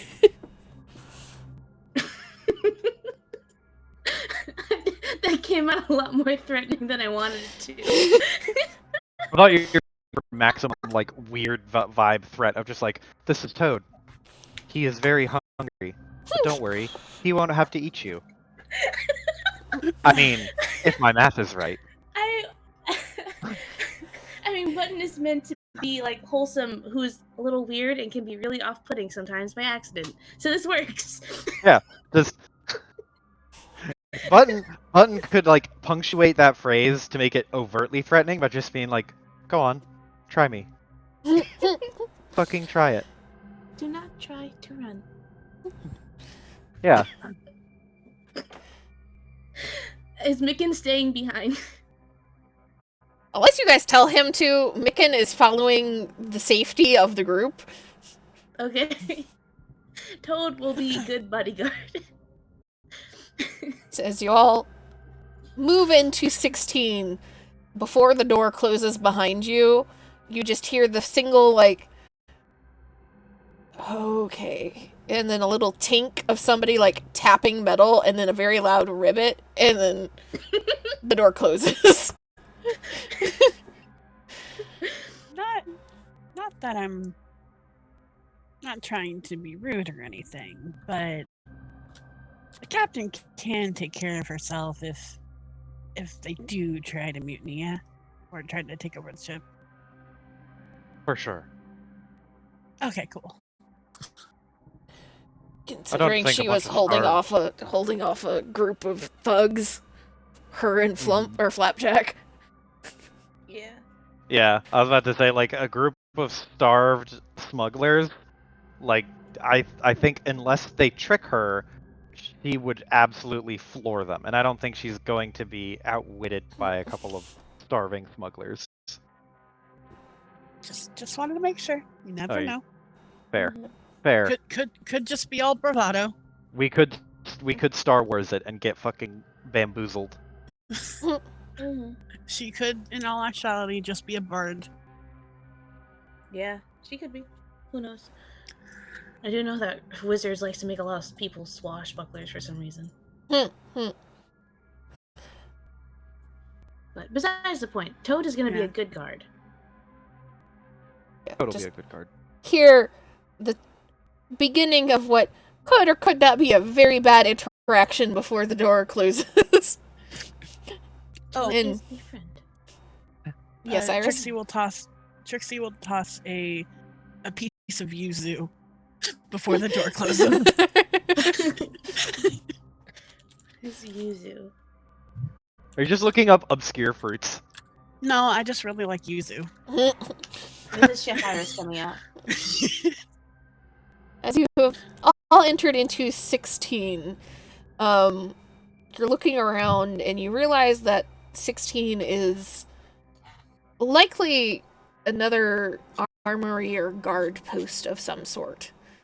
It's very similarly set up with tables kind of lining the walls and a large table in the center with a couple of hooks and shelves and places that you would store items. And by and large, much of it seems like it has been picked over. However, you do see, when you walk in, about 3 or 4 just plain weapons scattered around. 2 short swords and a long sword and a couple of daggers. All similarly familiar yet off-putting to the furniture that you've seen thus far, of very clear metal that is attached to hilts that seem almost organic, made from a similar black hard material that the floor and the pods have been made out of.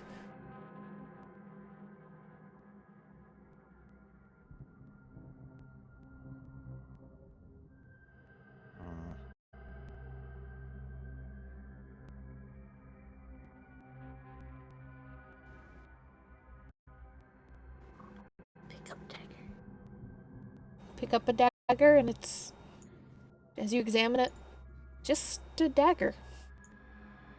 You now have a mind flayer dagger. Puts dagger in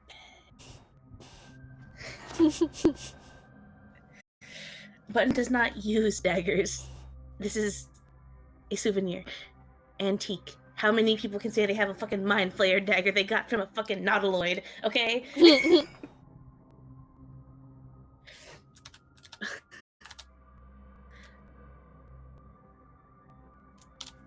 Do you all proceed?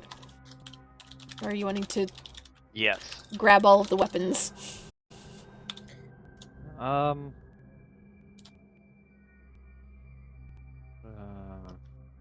don't think my fighting style is conducive to any of these. I mean, I could. I'm good. Okay. If So- anyone else wants to grab goodies, weapons. Well, Not aside really from Button. a weapon user. Yeah, and I think the only weapon users loosely really are Booker and Button, and very specific weapons. Yeah. Because Trixie can, but Trixie eventually punches main option. Is there a mind flayer quarterstaff, Z? Not here. Damn. So as you all approach the other door to the room, before you even reach out and touch the door, those of you with noses, I should say, all kind of begin to get this, like, almost burning sensation of a very strong smell that you're all starting to just pick up. It's extremely unpleasant. And closer you get to whatever the source of it is, the more and more overwhelming that stench will become. And whoever's in the lead, you reach out to the door and trace along a muscle in a similar way to what you saw Bonotto do. And the door slowly opens with that uncomfortable kind of squelch. And the scent gets stronger as you step out into the hallway. And I will admit, I was mistaken in reading this map. All of the small rooms are part of 17. So 17 is the hallway and all of the small rooms. Oh, okay. Gotcha. So the big rooms are 15, all the small ones are 17. Okay. And as you step out and look around, Wait, are we in 17 or 16? you are currently in 16, opening the door into 17 and stepping out. Gotcha. Thank you, sorry. As you step out, you look down this hallway as the lights orbs high in the walls begin to brighten and illuminate the room in that sickly yellow-green. And in the center of the room, you can see the rotting corpse of yet another headless mind flayer. And the bodies of a large creature or multiple other large creatures seem to have been chopped to pieces, white fur stained with blood. So you kind of scan the walls. You can see all of the small rooms lined with bars and glass. Realize that this was a prison or a brig of some sort.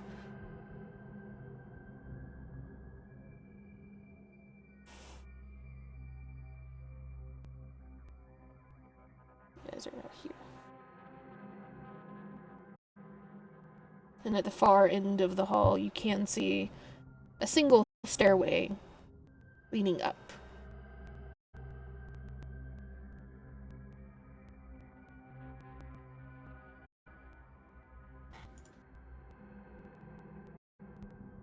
Any way to identify what this creature was? You can approach it and start poking around at it if you would like. And it would be a investigation or a medicine check. I will assist. Button. So advantage? Advantage, yes. Thank you. And 17. Okay. So. Let me see. so you're saying that this place smells really bad, right? Because rotting corpses. Yes. Dang. Would And Button so recognize the? Sorry. Just to confirm, the smell is like we know it's rotting corpses, or it's just a very pungent, odorous smell. That's what you're assuming at the moment. Okay. Well, It is very, very close. The smell is as unpleasant as rotting corpses. You're not 100% certain at the moment if it's from, like, these corpses or if there's another source to the stench. But at the moment, first instinct would be to say, okay, it's coming from this nastiness. So as you kind of approach and go poking around, you very quickly realize that there is not one, but 3 creatures have been cut up. And does Button, be honest here, does Button have any extensive experience with, or would Button have been prompted to have any, like, deep dive research into the Underdark? the Underdark. Well, on one hand, probably not the society or any like sentient beings there. However, I feel like Button would be intrigued by the flora and fauna. Okay. So, you are able to identify these creatures as Quaggoth. Weird. Creatures that, by and large, are associated with the Drow as they are from the Underdark. What you would be most interested in, and why you would know them, is that after generations and generations and generations of feeding on venomous subterranean creatures and a continual exposure to molds and fungi that grow in the Underdark, in the depths of the worlds, Quaggoth have essentially adapted and become completely immune to poisons and venoms. To the point where Quaggoth fur and blood are prized by some people who claim they help with antidotes.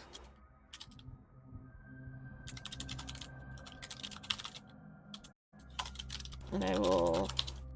Here, Quaggoth is... Please. Thank you. I spelled it 4 different times and they're all wrong. And you all can look to your screens. This is a Quaggoth. Ooh. What the fuck? Oh, how big is this thing? Big. Gotta be fucking big. Like, give me a scale. How big is Button? The size of its fucking foot? These things are about the size of a horse. Holy Damn. shit. Holy shit. And there are 3 of them that have been chopped to pieces. Fucking. Wait, 3 of these things have been chopped to pieces? Yes. And Oh no. as you continue to kind of poke around in these corpses, you pause and kind of lean in, examining what you're pretty sure was a leg at one point. And you're pretty certain that something has been eating these Quaggoth.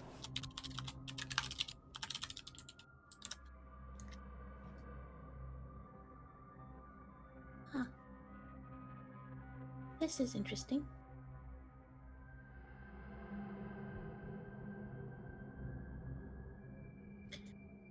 Something is feeding off of them.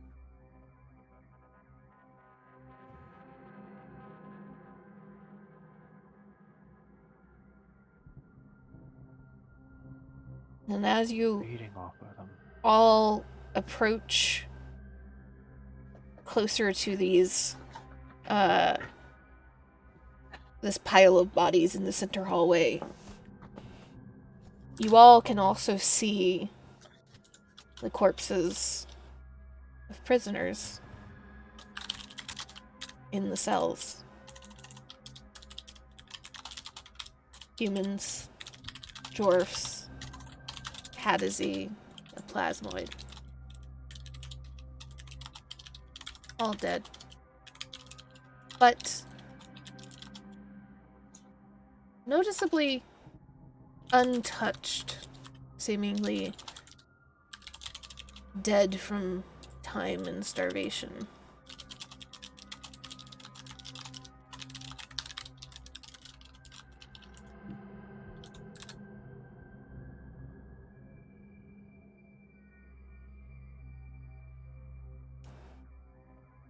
Anybody that wants to can also roll me an investigation roll.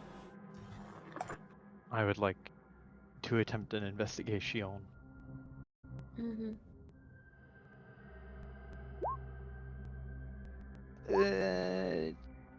22. Thank God for the Oof. advantage. Finn. Ouch. Oh, Finn. I'm sorry. Finn. We gotta get you back to a kitchen. I mean, yeah, like, this is not what this character is built for at all. You were gonna have so many people to feed? You could take a sample of it for food.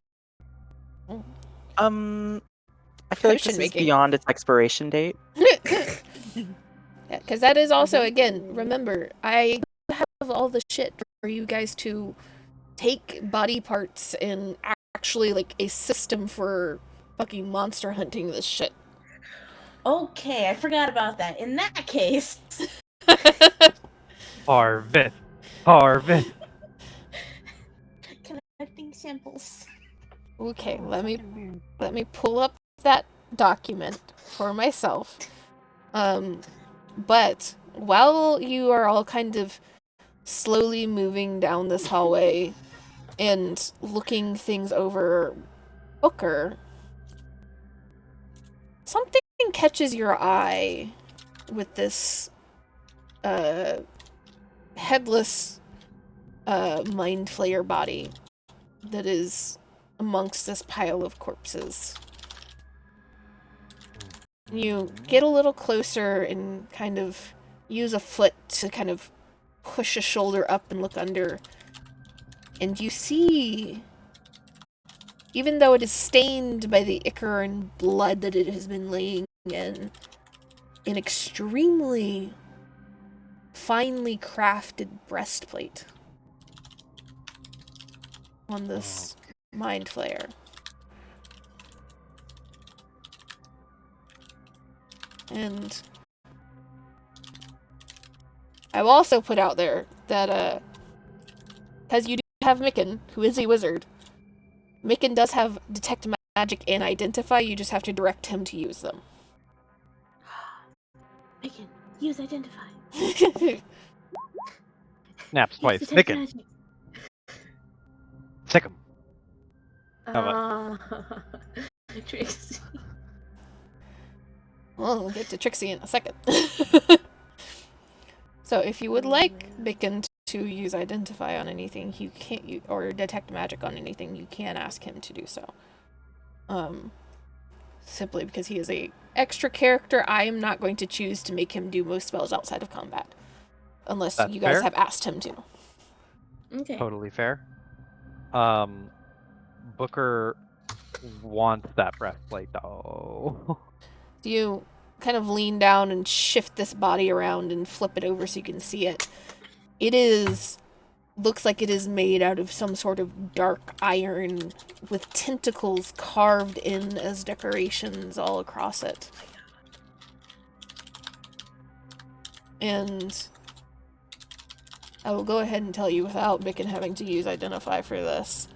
It is a +1 breastplate. Oh, shit. Can anyone else use medium armor? Button can actually. Do you want it? Because you want to be the tank. I don't know if Button can.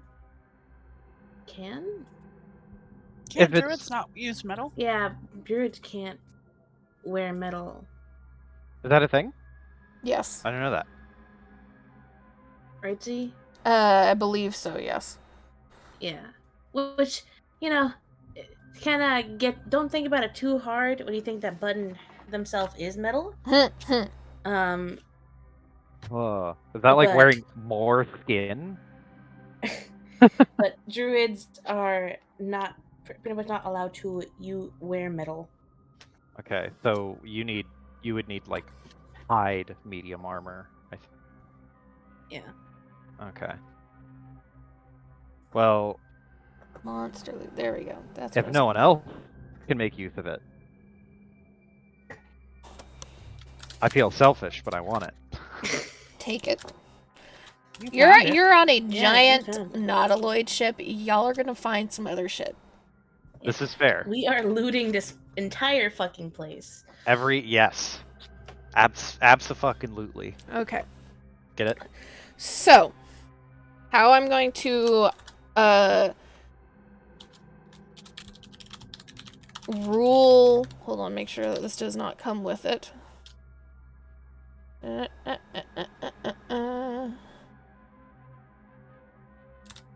So I'm going to go ahead and share or snip this and share it to all of you so that you can see that I'm not making shit up here. Snipping no. tool.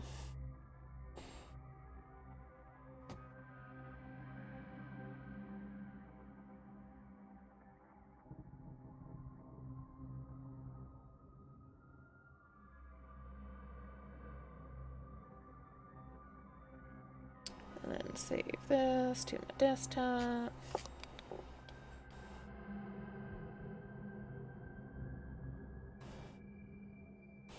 So, Spelljammer rules.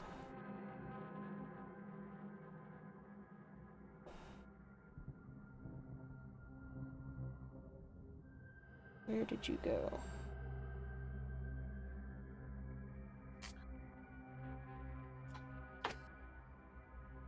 There it is. So, if you're wanting to do different ability checks, will apply for different types of creatures. And these are the prerequisite ability checks. DC is going to be determined by the CR of the creature. Minimum is always going to be 10. And nothing will ever be higher than 30 as far as your DC. And depending on how well you roll on that ability check will determine how many things you get from that creature and what quality they are.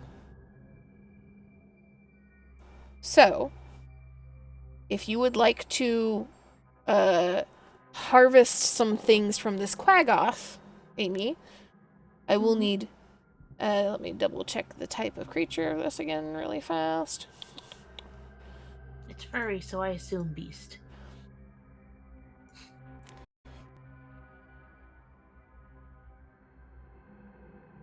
But that's just my own stereotyping Yeah, of what beast means. because to it's me. actually going to be survival. I will need Okay. 3 survival checks. Okay. Would I be able to use Assistance. If somebody wants to help in the harvesting, yes, you can have that.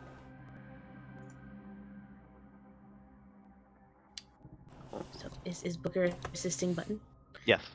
I find it And- very funny that Booker and Button are the ones taking point in investigating the strange mind flayer ship, but that might just be a Joe and Amy thing. Listen, this I is my think it's a- character. Build thing and a Joe and Amy thing. Yeah, I think it's both. It's both. I made It's Booker both. I made Booker to let me be the fuck around and find out, but also put hands into filthy eldritch stuff. And I made Player Button to be character. the needs to investigate and learn all of the things and be sort of unsettling about it. Imagine Hell Finn and yeah. Trixie are going to be a little bit more forward when you hit the Rock of Brawl in its city. Yeah. Trixie is much more himbo, not much upstairs kind of thing, just kind of going with the flow. So I'm not even bothering rolling investigation because she wouldn't be. She'd be like, "Oh, Aw. cool. Okay, let's go." And Finn is like a I- weird amalgamation of Paris Hilton and Gordon Ramsay. So This shit is. But on top of that, too, Trixie is fuck around and find out, as you can see. Finn walking around this whole ship just like fucking roll every day. Fucking square inch of this Okay, dice. that's Roll! a nat 20. Cool. holy Any crap! advantage, right?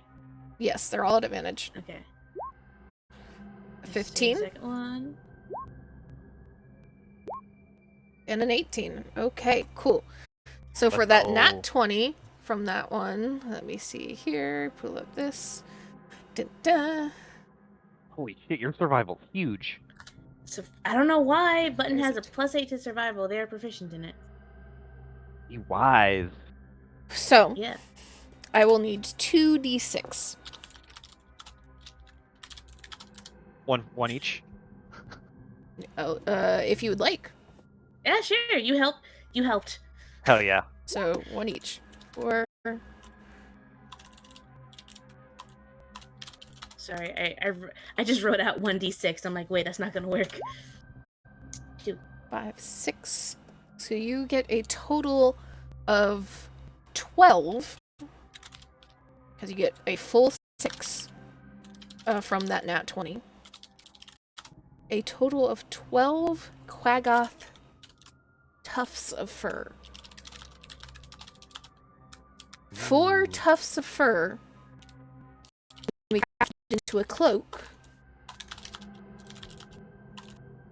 that is worth 1,000 gold.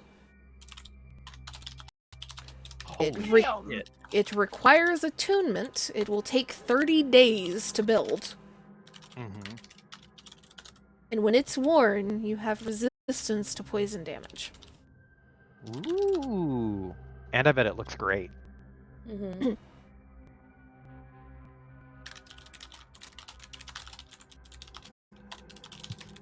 I don't know why, but I just see it flavored as like a fur. What are they called? Boas? Mhm. Yeah, I don't know why, same. but that's just where my head went to. That's also where my head went. Like thinking of just this gigantic, ostentatious fur coat / like coat with an attached boa on the nape of the neck. You can also harvest from mind flayers, just saying. Oh, You can harvest from Sorry, could you anything. repeat that? burn this ship around. We're going to the mind flayer. There's one right here, actually, in front of us. There is, that you just took the breastplate off of. We gotta go back and get that headless one too. They're both This one is headless. headless as well. Go get the headless one we saw in the other room. We're getting all of them. Z, what have you done? You've turned us into slaughter gremlins. But yeah, you can harvest literally anything that you kill in this game. It's just that you have to tell me that you're going to harvest it. Okay. And then we you did- have to be aware that things that can be created from it are going to take actual time in game. Yeah. Mm-hmm. I just think the collecting is not. Holding a piece of like just ruddy flesh, just like I just think it's neat. Yep. Finn like. Hey, "Eh." hey Finn, maybe there's a beholder on the ship. Oh my. Are you guys going to want to try and harvest from the mind flayer or no? I'll fucking try it. I'm game. I feel like Booker would be better at it. Button will assist Booker. I am not Good good at question for you. survival. If we were to harvest any kind of meat that may be diseased or decayed, would that be negated by a purify food and drink spell? Exactly what it is, but potentially yes. Okay. Okay, then I am all for harvesting the shit out of everything. And so this would be an aberration. They are not humanoids, they are aberrations. So it is Arcana. Ooh. That's Okay, why I'm I good at said, that. yeah, Button will. Booker helped Button. Now it's time for Button to help Booker. So there is Or, one. you know what? Then we'll try to take out a cleaver and go to town. On the Mind Flayer? Yeah. Let's Oh, go. shit. So I Let's will fucking say go. Button can choose to help either Finn or Booker, Mhm. but not both. Yeah. So which one are you helping? Is it metagame to ask who's more Arcana-y? Kind of. Okay. I can tell you that Uh, Booker is quite. I feel like Booker's good. And I will tell you this, Joe, simply Yeah. to be fair in the harvesting mechanic, the advantage stuff from Bloodhunter does not apply when you are harvesting. There. you know, Finn, there's another Mind Flayer that Button will help Booker with the other one, but Finn has not gotten to do anything yet. Fair enough. So Button will help Finn. So Okay. Finn, an Arcana at advantage, Booker, an Arcana straight. Let's go. Okay, 22. Not bad, not bad. 24. Ooh. Definitely not bad. Okay. So, let me see here. Yep. Look at this one. I need a D4 from both of you to start off. 3 and 3. Okay, so I need a D6 from both of you.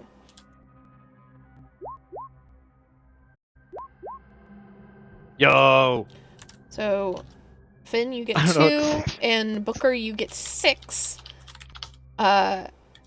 Vials of Mind Flayer blood.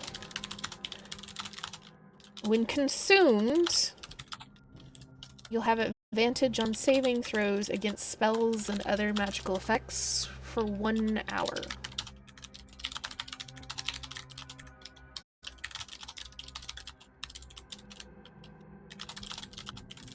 That's just a fucking shot.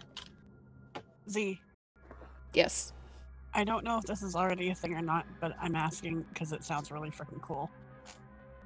Will Finn be able to make like custom recipes for the party? He can try. Going Monster Hunter. Actually going Monster Hunter. We're spell jamming monster hunting right now. I already have mechanics set up for like the prefixes and suffixes for weapons and stuff where you guys can end up having just a fucking forge on your ship to do that.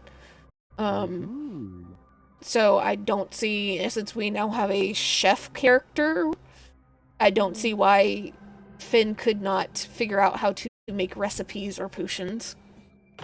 Hell yeah. With Finn things that the happen Outlaw to Chef? get. Finn is literally- technically an alchemist. Mm-hmm. It's literally the going to the cat cafe before in Monster Hunter World before going on a mission to get the buffs. And Finn is Meowscular Chef. each Each vial in and of itself, if you want to note it down, is 20 gold apiece.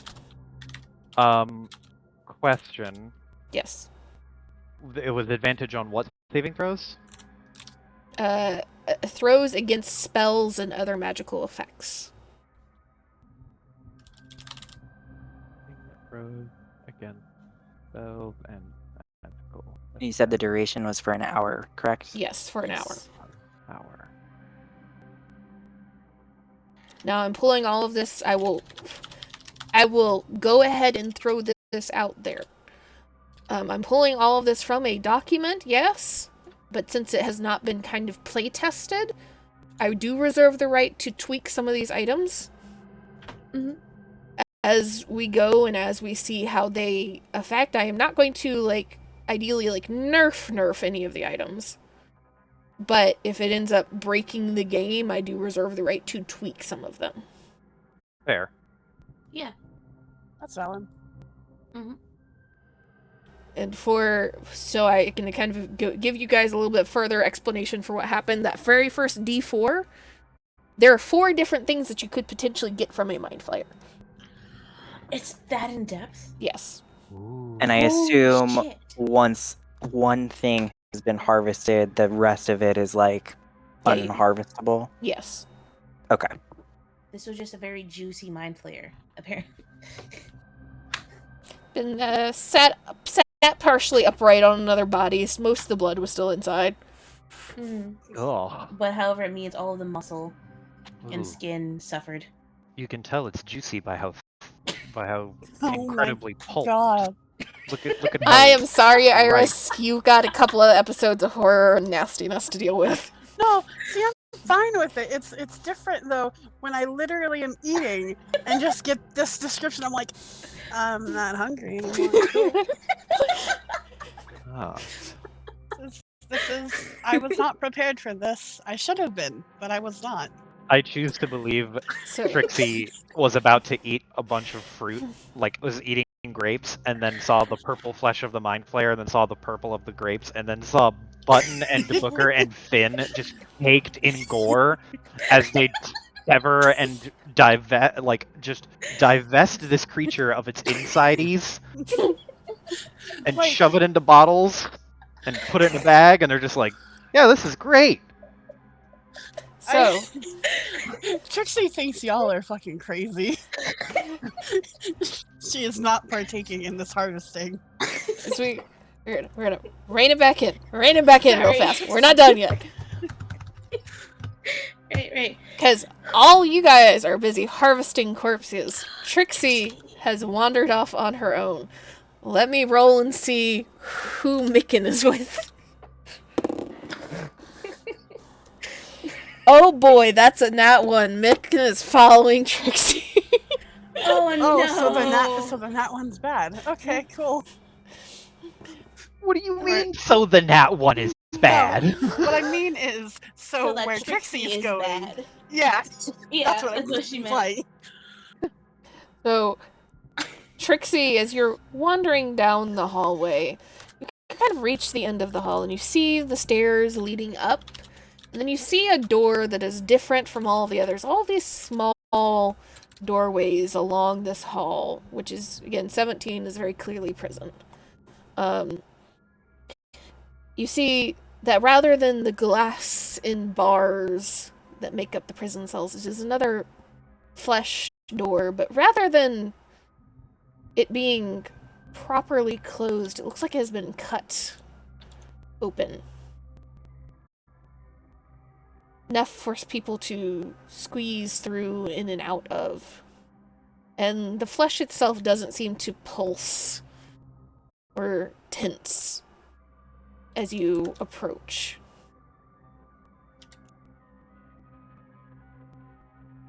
and I peek through. As you peek through, give me a perception roll. Okay. Wow, this hallway is a lot longer than I initially thought.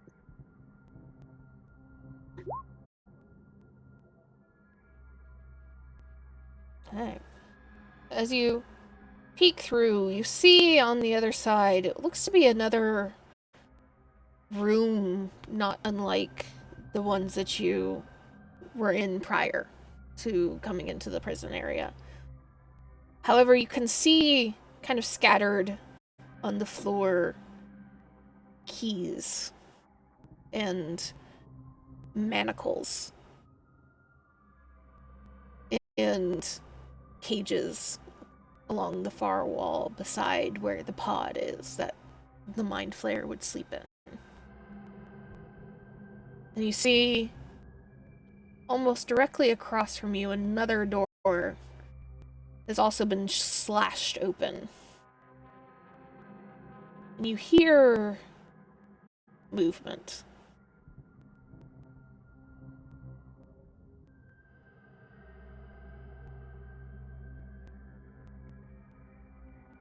I can't see anything. No.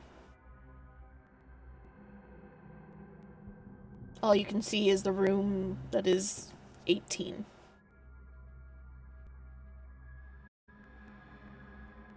Can I pull some of the door open a bit more? Not loudly, but just try to like get a better peek and see further in. I mean, you can open, you kind of push the muscle and tendon of this door, and it pretty easily gives way to you. And essentially make the opening as big as you want it to be. You do have to hold it open to move through, but you can make it as big as you want it to be. With 4 arms, I imagine it's a very easy task.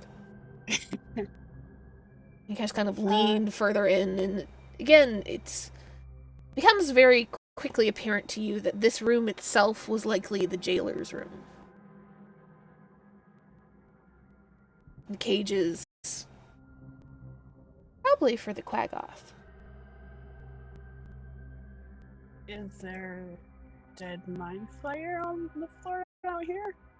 No. Or in there? No?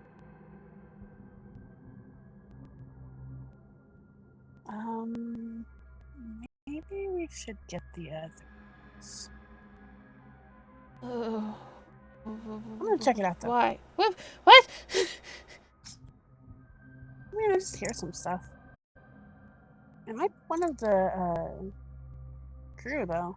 Now I think about it. Why? Let's get the others, and you just get this like very kind of light tug on one of your elbows from Bicken.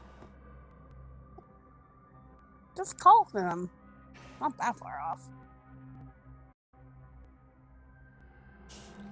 But if you hear things, then what if they hear us too? You really think Micken can shout?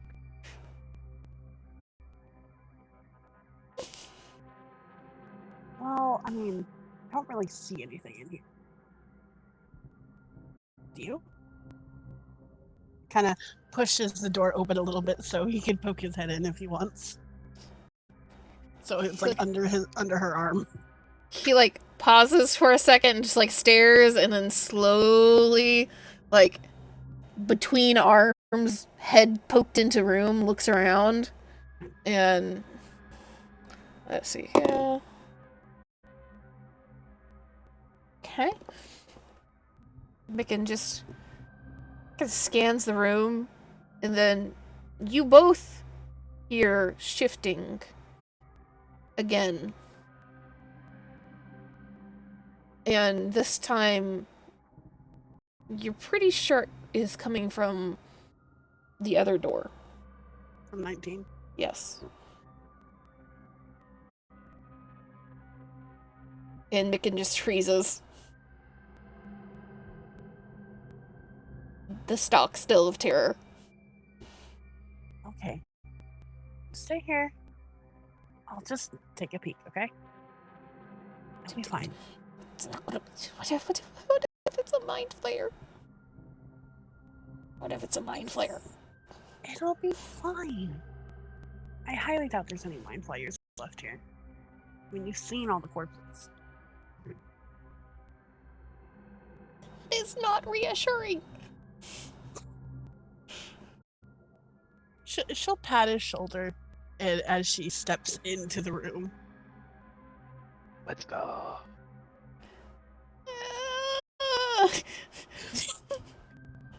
You can stay here if you want.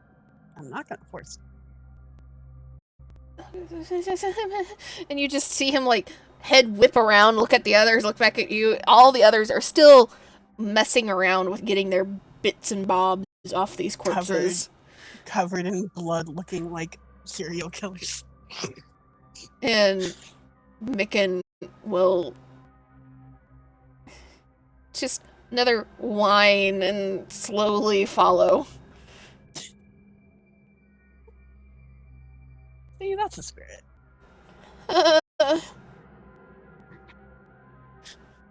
She'll move closer and try and move quietly over to 19 to the door to kind of see what she can see. Hey. Roll me. Let's see, huh? This.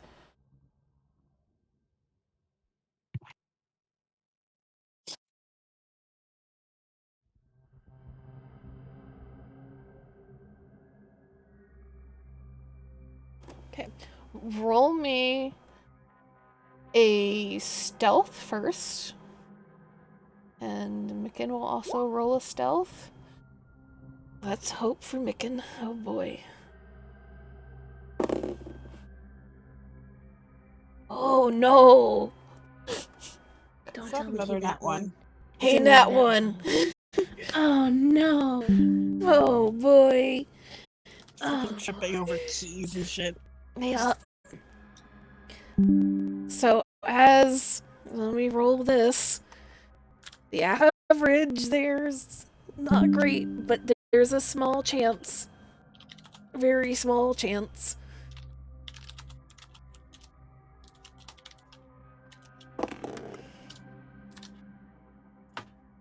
Trixie in response. Nope. Micken, quiet. So as you guys are moving, you're so busy trying to just talk to Micken that you're not fully paying attention. And Micken, in his like trying to follow because he doesn't want to be left alone, but he also doesn't want to go back and he doesn't want to leave you alone, and it's just like this like every 2 steps forward there's like a step back and like a quarter turn back towards the door and like nope, I gotta follow you, and just like he is having a time. Stumbles over one of the manacles in the room and it just clatters across the floor as he manages to catch himself to keep himself from face planting, but very much not gracefully. And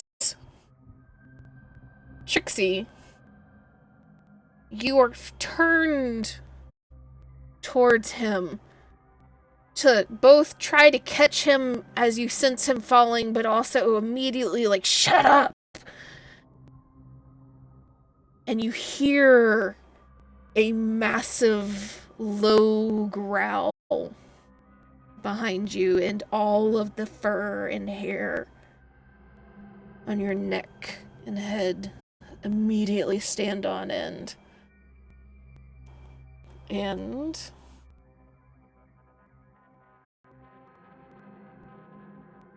Trixie, you bring your character onto the map and roll initiative for me.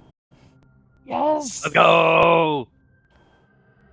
The rest of you will have to rate a round before you can enter into the initiative, but you can also bring your characters onto the map and roll initiative as well. What did... I have also made the small for my own amusement. Nice. Oh no.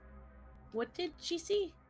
She has not seen anything as of yet. She has Oh, heard didn't a growl. I just See. heard. Sorry, Just- Miss Rami was talking about how these aren't rooms, these are compartments, those aren't levels, those are decks. I'm like, shut the fuck up.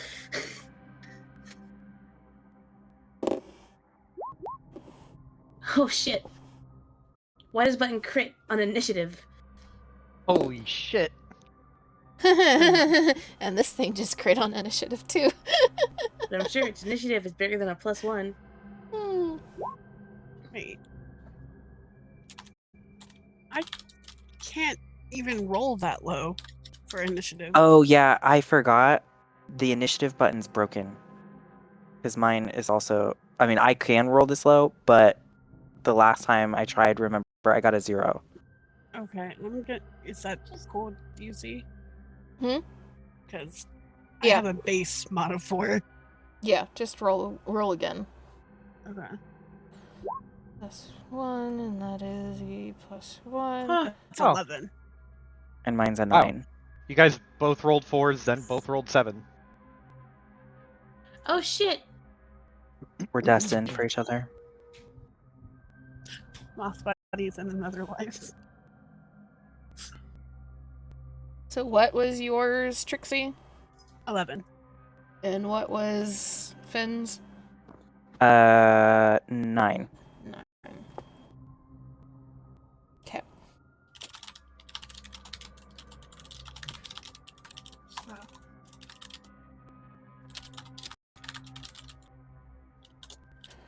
So, as you, this will get, because of the nat 1, it does get a surprise round, so it'll go twice, essentially. Hmm.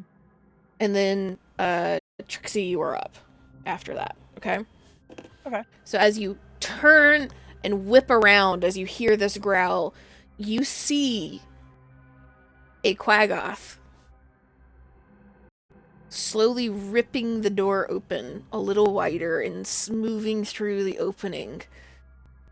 And it is massive. It looks larger than what you would assume the other ones were by their size. And you can see scars that run along it. Where it is fairly recently probably gotten in a fight of some sort. Or been wounded. But as it goes and moves, you can see its eyes light with magic. And a shimmer of magic move across it as it slips through the door and seems to grow even larger till it fills up the entire other half of the room as it casts enlarge on itself. It has magic. These things cast magic? Mm-hmm. Holy shit. And then Why? it will use its first actual round of combat to attack. And let's see here. It has a multi-attack, so it goes twice. Okay.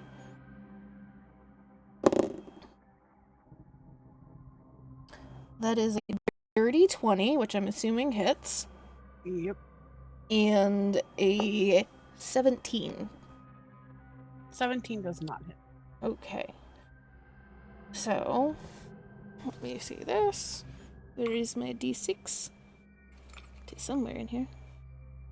There it is.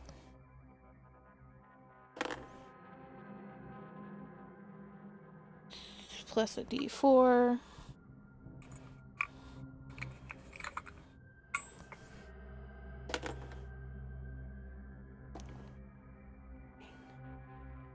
As it immediately swipes first with one claw that you're able to dance out of reach of, but immediately brings the other one down and across your arms, dragging along two of your arms on one side.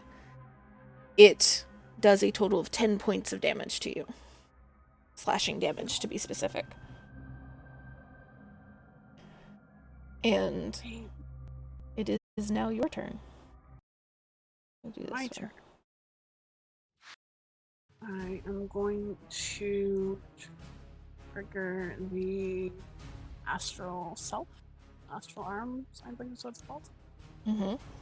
Arms of the Astral Self as a bonus action.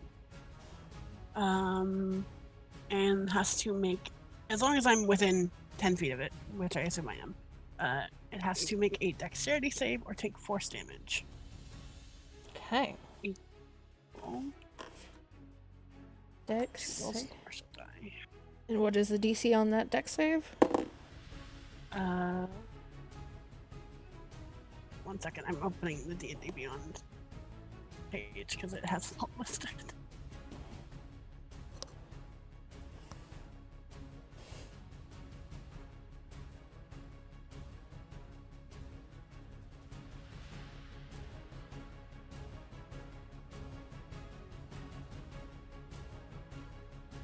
The DC is self 15. 15. Okay, so it will pass that DC. Okay. Okay, so it doesn't take the damage then. Okay. And I will punch. Or actually, I will use my meteor here. Do that first. Okay, which form are you wanting it to be in? The Fortress Defense. Okay. Fortress one for the AC.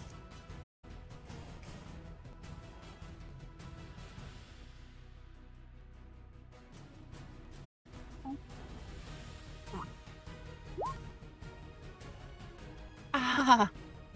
That will not hit. That's my turn. Okay. It is Micken's turn. Okay, Micken, my dude. I buffed you up just a little bit so that you're a little bit more useful. What do you have here?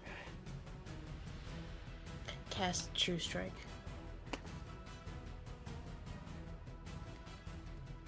Oh, that would be sad. Yeah.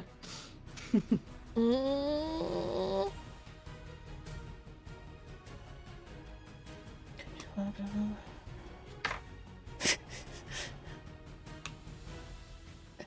Micken is going to pick up the manacles that he tripped over and cast Catapult.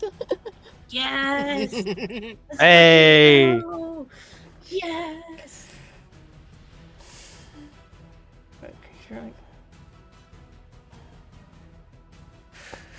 Okay, let us see here. I'm just gonna I cast know this. Micken doesn't deserve it, but I'm imagining him Harry Potter style slinging the manacles. Yes. That is how I imagine Catapult.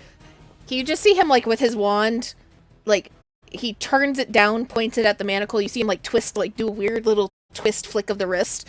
And you see the manacles float until they're about hip height, and then just go shooting back past him and past Trixie to hit the creature.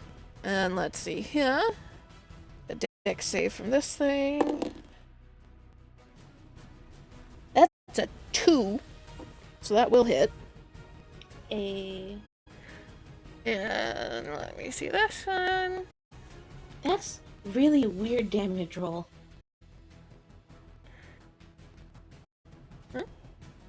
It's beautiful. 4d8. He got 2 8s and 2 1s.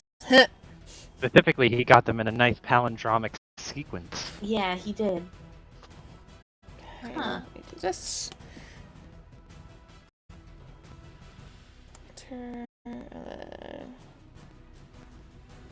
So as he does this, you just hear Micken like, "Help!" screaming. And so all the three of you now are aware and are able to like turn and react. It will take a full turn of movement to get into the room.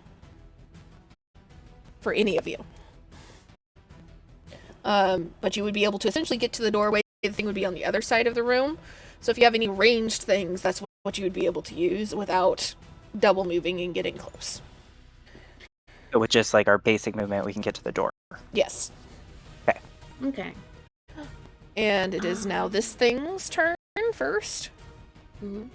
Let's see here. He's going to double check if there's anything particularly useful here.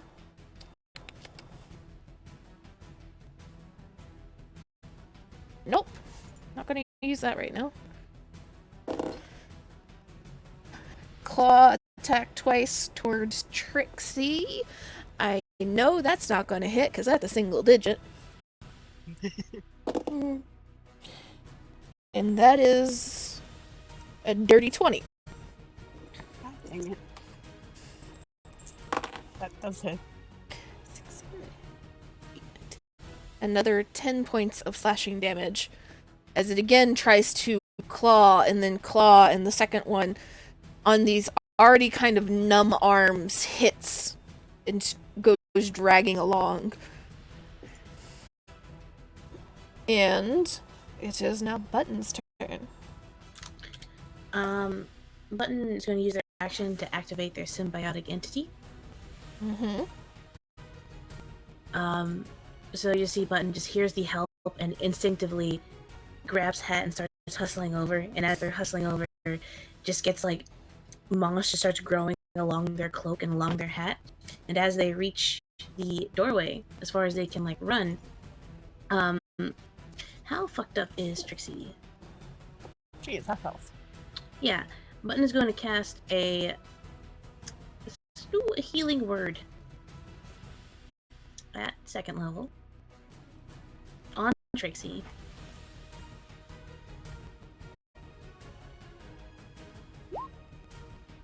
Ouch. Hey, that's one of the hits pretty much. Yep.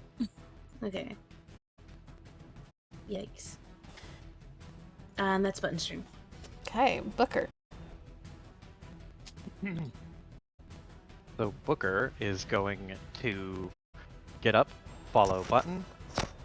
He's going to run to the doorway, and rather than move to get up in the creature's face, he'll max out his movement to get to the doorway, and then he'll swing one hand up, and he is going to fire some Eldritch Blasts. Nice. I believe there's 2 beams, and it's going to be using my intelligence. That's a 20 to hit for 4 damage. That will hit. Hell yeah. Thunk. Roll both of your beams or only one? Only one. The second beam is a 10 to hit, which probably does not hit. It does not. This is Damn why it. I like. Ouch. And then as a bonus action, he will use the Blood Curse of Bloated Agony, which I will display in the VTT.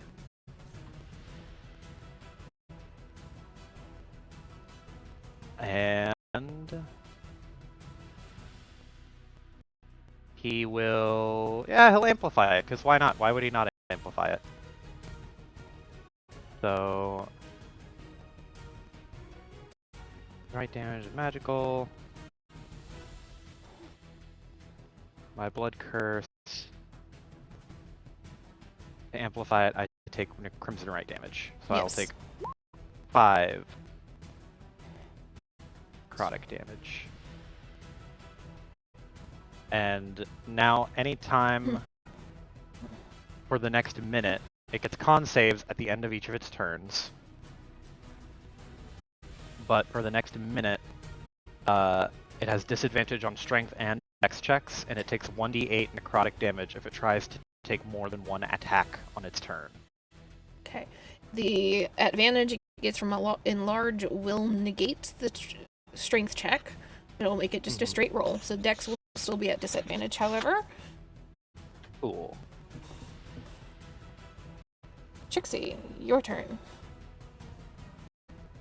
I would like to kind of swing my meter hammer and try for the trip attack. Okay. I do kind of have a flavor idea if it does work, but It's a dex save, right? If you're going for the Battlemaster trip attack. no, you attempt to trip your opponent with a melee attack. You can only trip the opponent. Actually, what is his size category? That's kind of important. Is he? It is not more Twice than as one big? size larger than you, because the room is Okay. not large enough for that. So, I figured.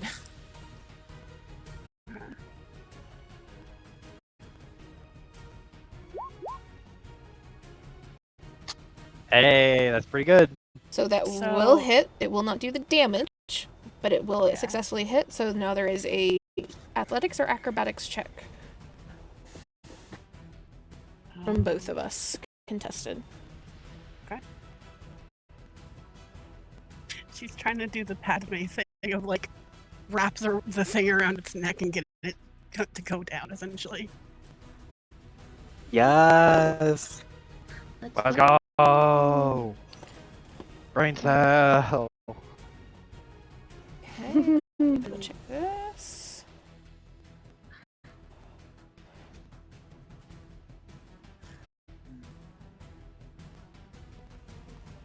So it And rolls. it's acrobatics or athletics. Yes, Okay.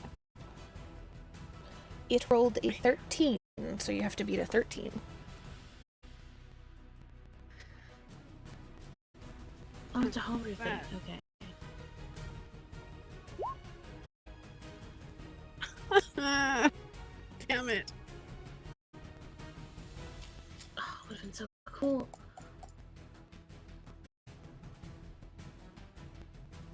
Big sad.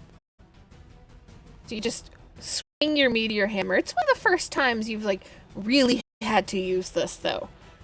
Aside from dealing with the crystal creatures in the town and a little bit of training when you're free time. And you successfully get this meteor hammer to wrap around this creature's leg. However, you don't swing it with quite enough force to get it to wrap around 2 legs. And so now this creature just kind of yanks and pulls at this chain a little bit. Seems to be fairly distracted by now being attached to you. But it not able to quite get enough to knock it over. Is there anything else you would like to do? Punch. As a bonus action. Yep. One decking.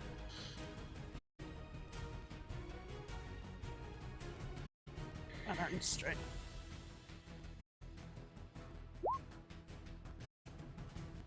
That will hit. Good.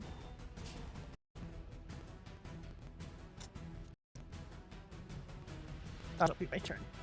Okay. Then it is your turn.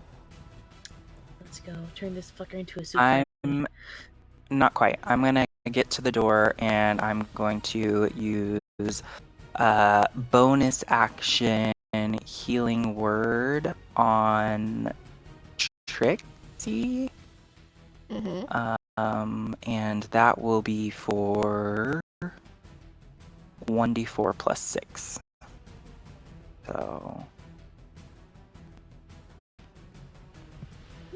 So for 10 healing. Hey. And then as my action, I'm totally within 60 feet, right? Oh yeah. Of the creature? Yeah. Alright, I will acid splash it. And what level are we again? 5? Okay, Yes. so that'll be for 2d6 if this hits. It is dexterity saving throw. Okay, dex save. What is the save? 14.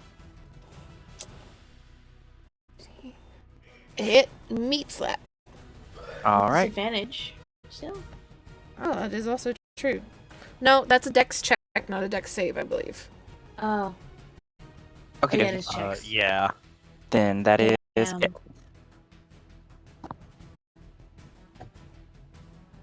Okay, it is now Micken's turn.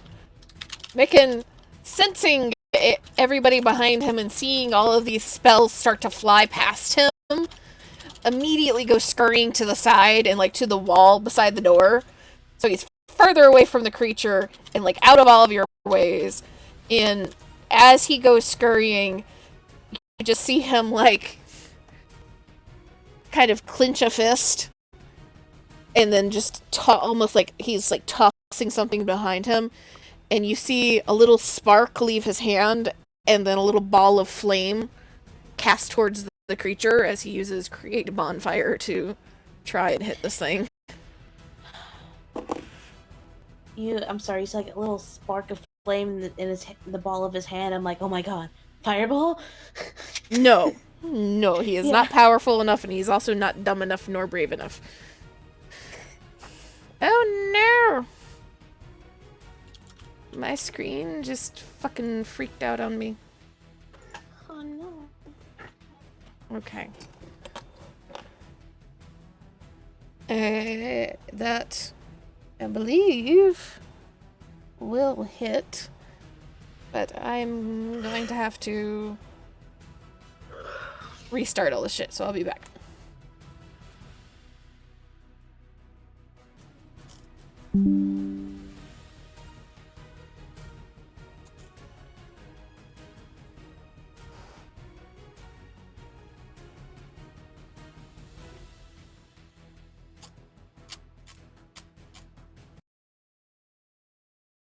Actually, maybe not.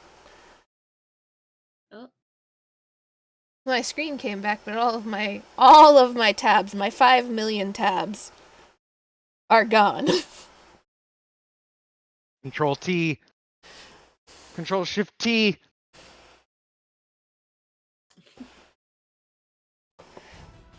E.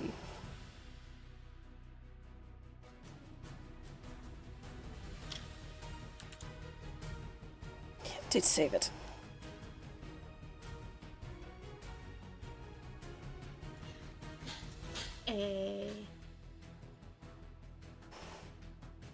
Give me a second, because I have like a bunch of pages that I have to reload in though.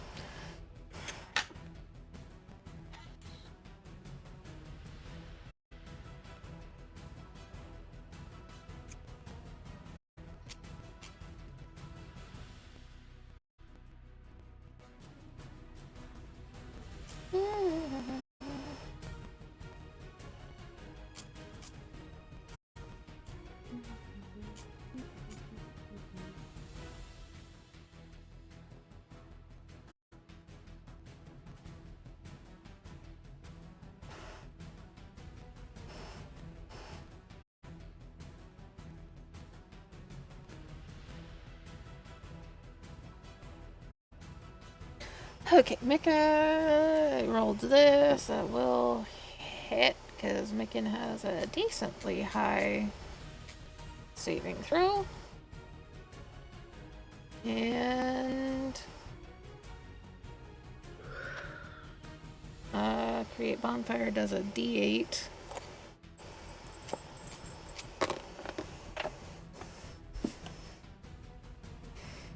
Oh, no. 1 point of damage.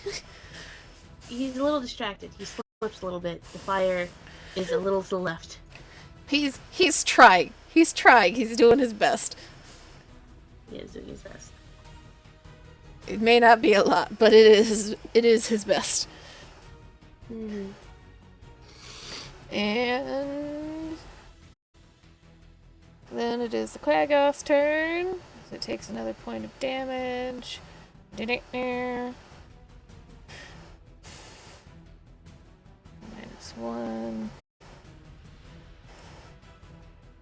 Okay. It does not fully understand that it is under a curse of any kind, so it will go ahead and multi-attack again. So you can roll your damage, Joe. Hey, 1d8, baby, let's go. Hey, 8, baby, let's go.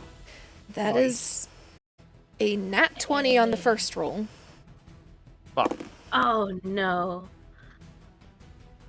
Yeah, that. And I don't think a 14 will hit, though. Nope. Oh, that is 6, 7, 8, 9, 14, 15, 16, 17 points of damage to Trixie. As it attacks twice, and as the damage from Booker's curse takes effect on this creature, and you can see it racked first with necrotic damage. Immediately, its eyes start to glow, and you can see all of its white fur begin to darken, first around its mouth and eyes and across its face, growing down its body. Something is happening.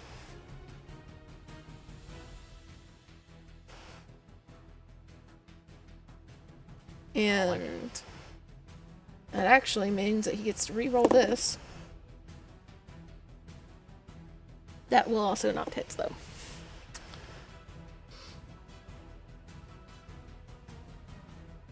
And it is Button's turn. But I'm just like, I don't know if I want to be near there anymore. I mean, Micken ran away, right? Yeah, Micken is... just yoink Trixie out. Well, Micken is still in the room. He essentially got out of the way of the doorway. Okay. And is, like, on the wall beside the door.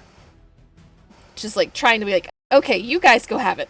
Like, I'm good. I'm good. I'm gonna dive through the door as soon as you guys are out of the way. Mm-hmm. So you just set your wisdom mod plus con mod. 5%. Okay. You know what? Button is not aware of things like this. So I'm just gonna do the original plan of Button's gonna bonus action cast Shillelagh. Mm-hmm. And then Button is going to tap tap tap tap tap tap tap bunk. Okay. I'm gonna do the original plan and smash it with a hammer. Roll your bonk.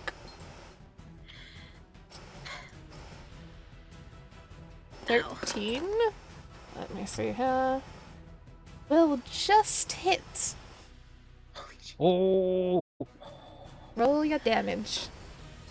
So it's an 8, and because I have the thing active, it's a... So that's 8 bludgeoning damage, and my symbiotic entity gives an additional... Do I not have a 1d6 button? The fuck? I have an additional 1d6 necrotic, so another 3 necrotic damage. Okay. And that is Button's turn.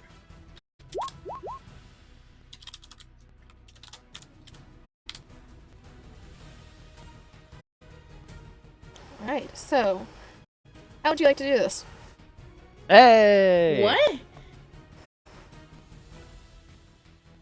Holy shit. Let's go. Holy shit, okay. Button is going to zoom in through the door, like, hat just flowing in the wind. Might see like mushrooms growing on their cloak, leaving a trail of spores in their wake as they just tap, tap, tap, and just run right past Trixie. Right where Trixie got hit, and then just skid to a fucking very abrupt stop, and just pull up the quarterstaff and just fucking hit him in the fucking knee. Really fucking hit him in the fucking kneecap with the quarterstaff. And you see mushrooms on point of contact just like go into the fur and kind of start sucking life out of it. You hit this thing and it kind of has the same leg that has already been caught by this meteor hammer and is trying to pull and get away from it. You hit it and it just kind of goes sideways, falls. You see its other arms start to rise to take a swipe at you. And it kind of freezes halfway through the motion as the mushrooms crawl up along its arm to its neck and its face. It lets out another snarl. But the sound even gets cut off halfway through, and it just... There's this moment of uncomfortable silence as it just stares, kind of frozen, and slumps down to the ground. And you have killed the Quaggoth. Aha. Swan. Heal Trixie time. Trixie goes to give Button a high five. Button gives Trixie high five. Yeah. How bad? When she's like stops, like high five. Big excited, like yes, high five. This is good. Wait. Looks at Trixie. This is not good. I'll be fine. It's not like I'm half health or anything. I need you to sit down.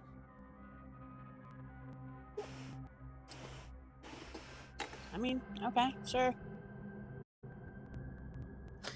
I was going to. It's like okay.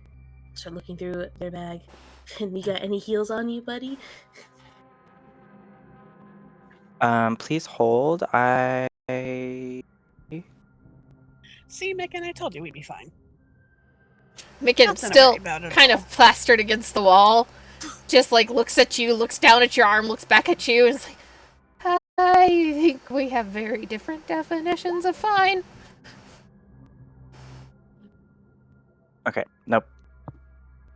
I mean, what? Does someone need healed? Is that what we're talking about? Yes. Yeah. Yes. Because Who? you know your character specializes in out of combat heals. We're out of Trixie. combat. And Trixie Yeah. is bang the fuck up. Okay. I'm just over half health right now. Well, let me see here. So I'd prefer to save button spell slots for in combat heals.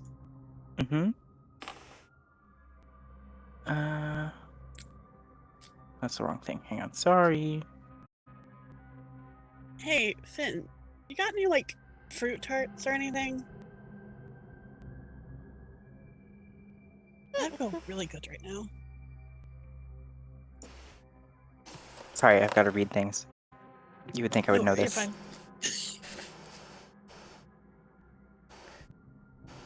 Well, let's see here. And he will open his bag and pull out 3 tarts exactly. Or you could also... I mean, honestly, I can just spin spell slots because that's really all the spell slots are for. So, how about I just do a level 2 Cure Wounds? So that's gonna be Cure wounds plus a sandwich. yeah, Hell yeah. 2d8 plus 4.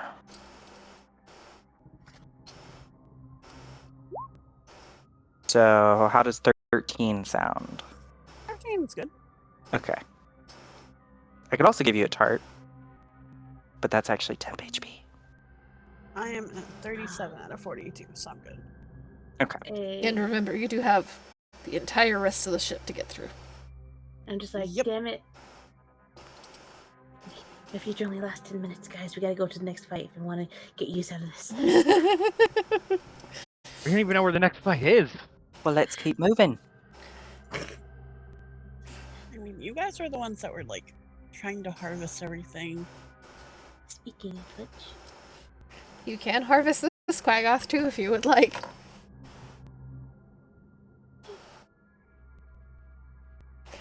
You want to harvest it, it is a survival roll.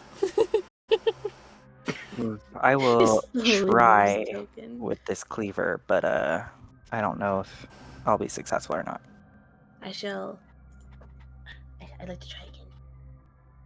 Okay, survival for Button, survival for Finn. 15, 17, okay, Pretty happy with D6s. that.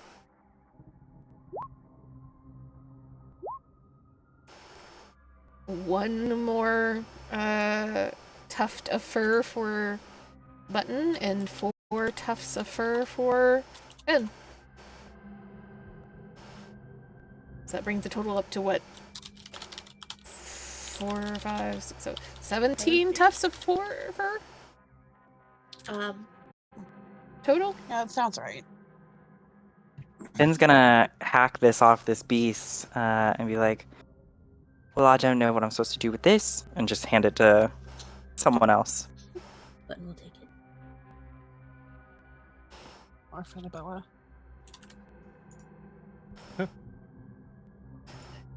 Micken's just like still kind of against the wall, staying as far away from this creature as possible. Booker is now the only one left anywhere near him. And you just see him, like, slowly look at Booker, and, like, kind of look him up and down, and then, like, did you cast a spell? Booker just looks, and with one hand that still has a little bit of his own blood on it, he will gingerly wipe some of the hair out of his face and leave a little smear of blood, and then just shake his head. Nope.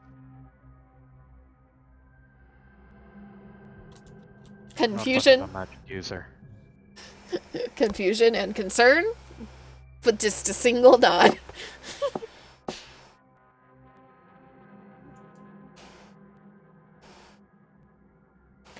But Button and Finn, as you two would be closest to the door, because this thing has kind of shrunk back down as it died. You look beyond into the next room that it has come from. You all realize at this point, very clearly, except for Button, that the actual source of that smell is coming from the other side, the other room beyond. And as you all, or Button and Finn, you kind of look past this creature as you're working, and through the doorway that has been ripped open into the room beyond, you see a pile of mostly eaten corpses just in the center of the room. And none of them are humanoid. Have to go and look to see if you could figure out what they are. But none of them are humanoid. They're half eaten. Some of it seems to have rotten so much that things have turned to just jelly on the floor.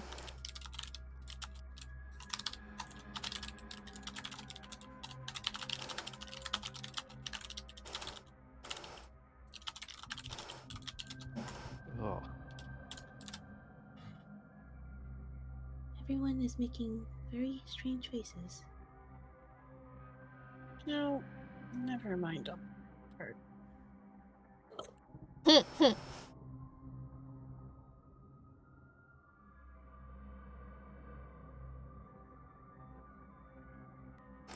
I don't think you can spell it, but it is not nice. Ah,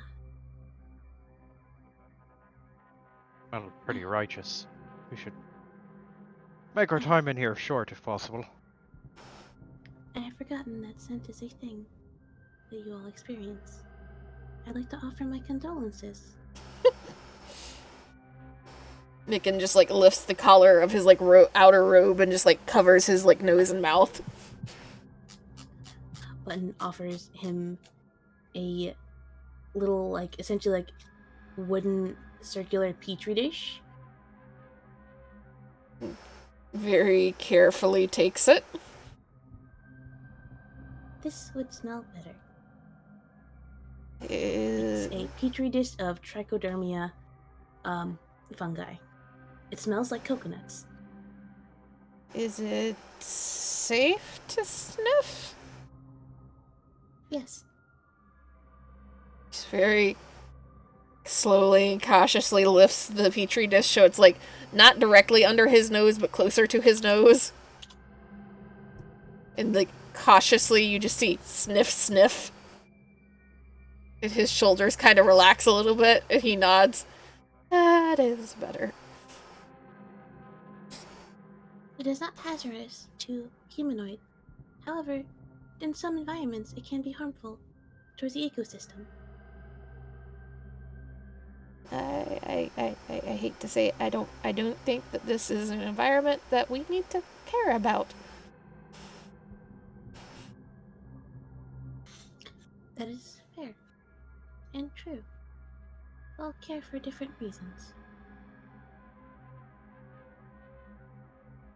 However, should we investigate what creatures are over there? Or would it be best for all of you for us to move on? I'd like to see what's over there first, before we move on. I have more petri dishes if they would help. Yeah, we are kind of like Sure thing. supposed to be sweeping the place, so Alright. Everyone, please take a dish and please return them to me. I am growing a colony, and it would be very unfortunate to misplace them. Booker looks at the petri dish as if it already has something in it, and is quite grossed out by it, but it's just gonna help. He's just gonna do his part. It makes Button happy. I will say trichodermia does not look very fun. However, it doesn't look good. It looks like what you would expect fucking fungi mold to look like, if I remember correctly. But it does smell like coconuts. Like that that genus. I think I forgot the actual classification. That either family, I think that family of mushroom smell like coconuts typically, or more fruity. Mm-hmm. Button is just growing different types in little wooden petri dishes. Oh Just boy. passes them out to everyone. Do not lose them. Yeah, sure thing. And we'll head in there to see what's on the other side of this fucking monstrosity. Okay. Now is Z, I think I got mixed up with the rooms. What Mhm. room is the one with the pile of bodies that we Pile just of saw? bodies is 19. You all are Okay. currently in 18, which is the prisoners, or not the prisoners, the jailer's room. Okay. And And this the creature came from 19, right? came from 19. And Okay. you can essentially, at this point, know that this bottom floor is crew and prison deck. So G is crew and prison deck. These notes are a mess, by the way. So, Booker is going through into the next room. Who else is going into the next room? Macon is not going anywhere near that door.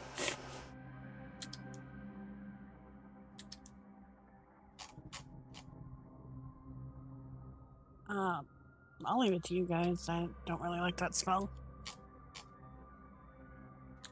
What? Wait, did you say smell or spell? Smell. Oh, okay. I also heard spell, and I was like, wait, is there magic going on in there? Am I fucking That's what I was about to like. walk into Wait, a did I trap? miss something? Did I get fucked up? Oh, let me phrase it this way. Anybody that is going into that room can make a Arcana check, and this would be at advantage for you, Joe. Mm-hmm. Okay.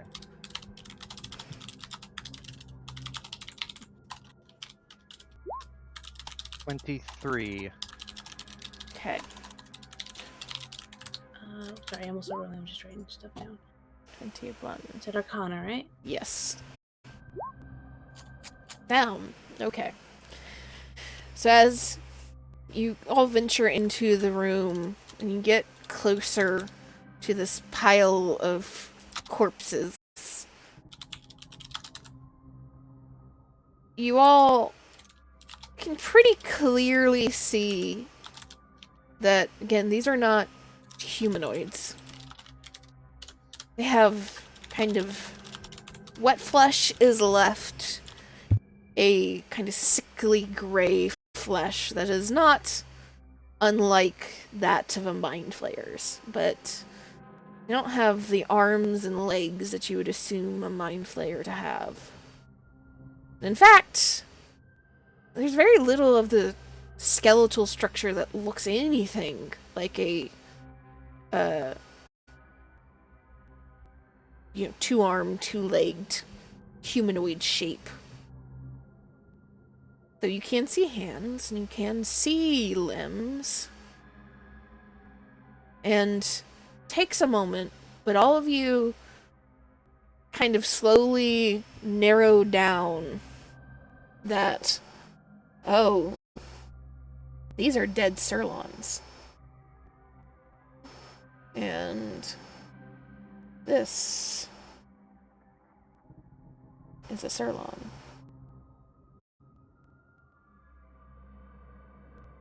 I so just spelled that Oh. so wrong. This looks straight out of fucking Star Wars. It really does. And Joe, Mm-hmm. as Booker is kind of looking around and makes the connection to, oh, these are Sirlons, you kind of look down into the jelly and rot underneath them. And you can see, let me double check this right here.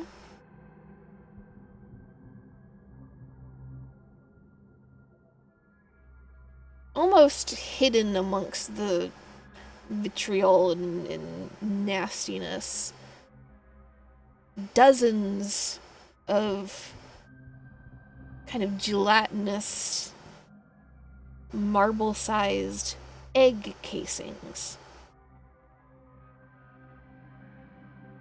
The hatching eggs of Sirlons.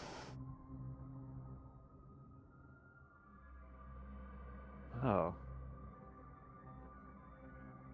So this Sirlon has a bunch of baby Sirlons strapped to it. No, they're egg casings. Eggs have hatched already. The eggs Oh. have hatched. Oh. What are Sirlons? I'd like to know how dangerous they are. So, if you want to learn more about Sirlons, you can either roll another Arcana, a History, or a Nature. You'll get different answers for each. History or nature? I'm going with Arcana again.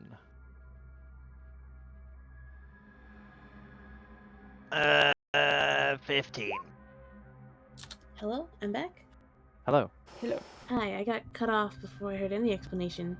So We're just now getting to the explanation. yeah, Okay. you can roll either another Arcana, a History, or a Nature. Though they're tied to different parts of information.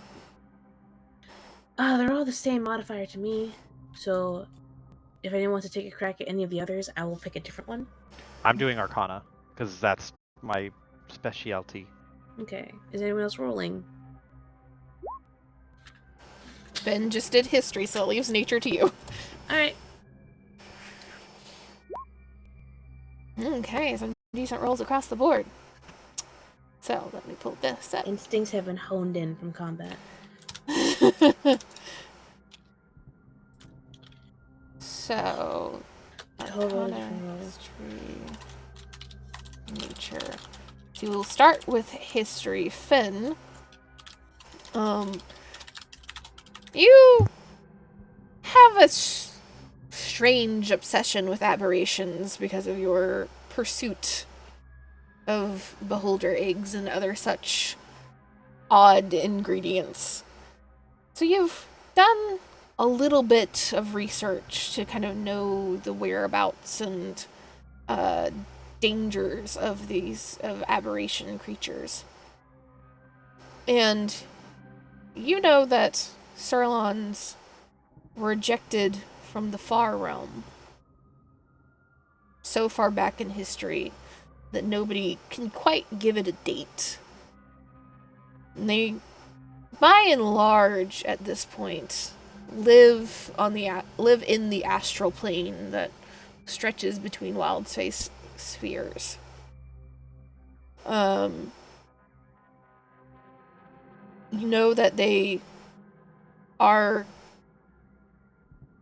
magical creatures, psionic creatures, that have, through the years, though they, again, primarily live in the astral sea, have aligned themselves with other aberrations and like-minded creatures, in particular the Mind Flayers. And every 100 years or so, Surlons leave their strongholds in the Astral Sea en masse to invade wild space systems in a decade-long event that they call the Feast of Worlds, where they consume any and all sentient life forms that they find before they retreat back into the far reaches. The only ones you see outside of that period within wild space is usually those that have allied with and are traveling with Mind Flayers. It's one of the few things, few creatures that Mind Flayers willingly work beside rather than dominate. Let me tell you guys what I know, and then we'll share everything that you just said. Button, Oh, shit. on the nature side of things,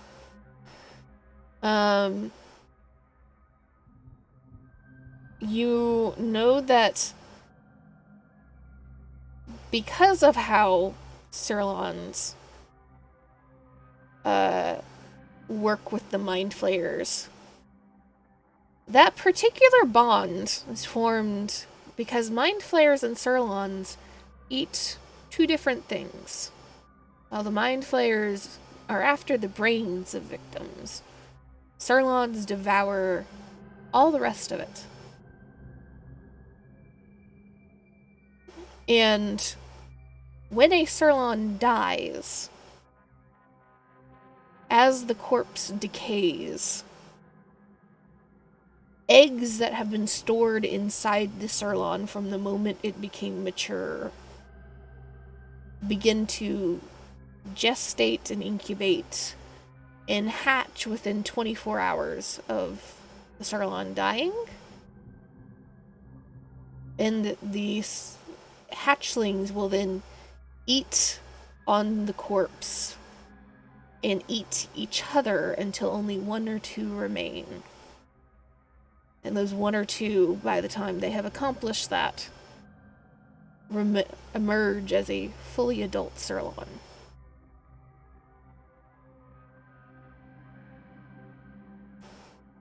Booker, do you try to remember the arcana of these creatures? You remember that the Surlons, being psionic beings, being creatures of impressive psychic power,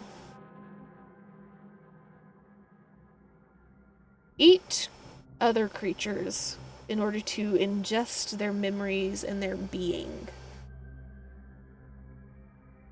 And eat them so that they can know what they know, do what they do, and at times even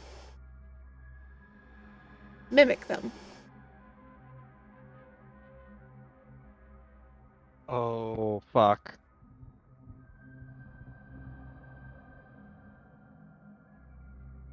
That's where we're going to end it today. No, I was gonna. Oh, fuck. I was about Fuck. to. I was about to say as Booker, like, where the fuck's Bernudo? Toad. That's a concentration spell. Fucking Toad better fucking be there.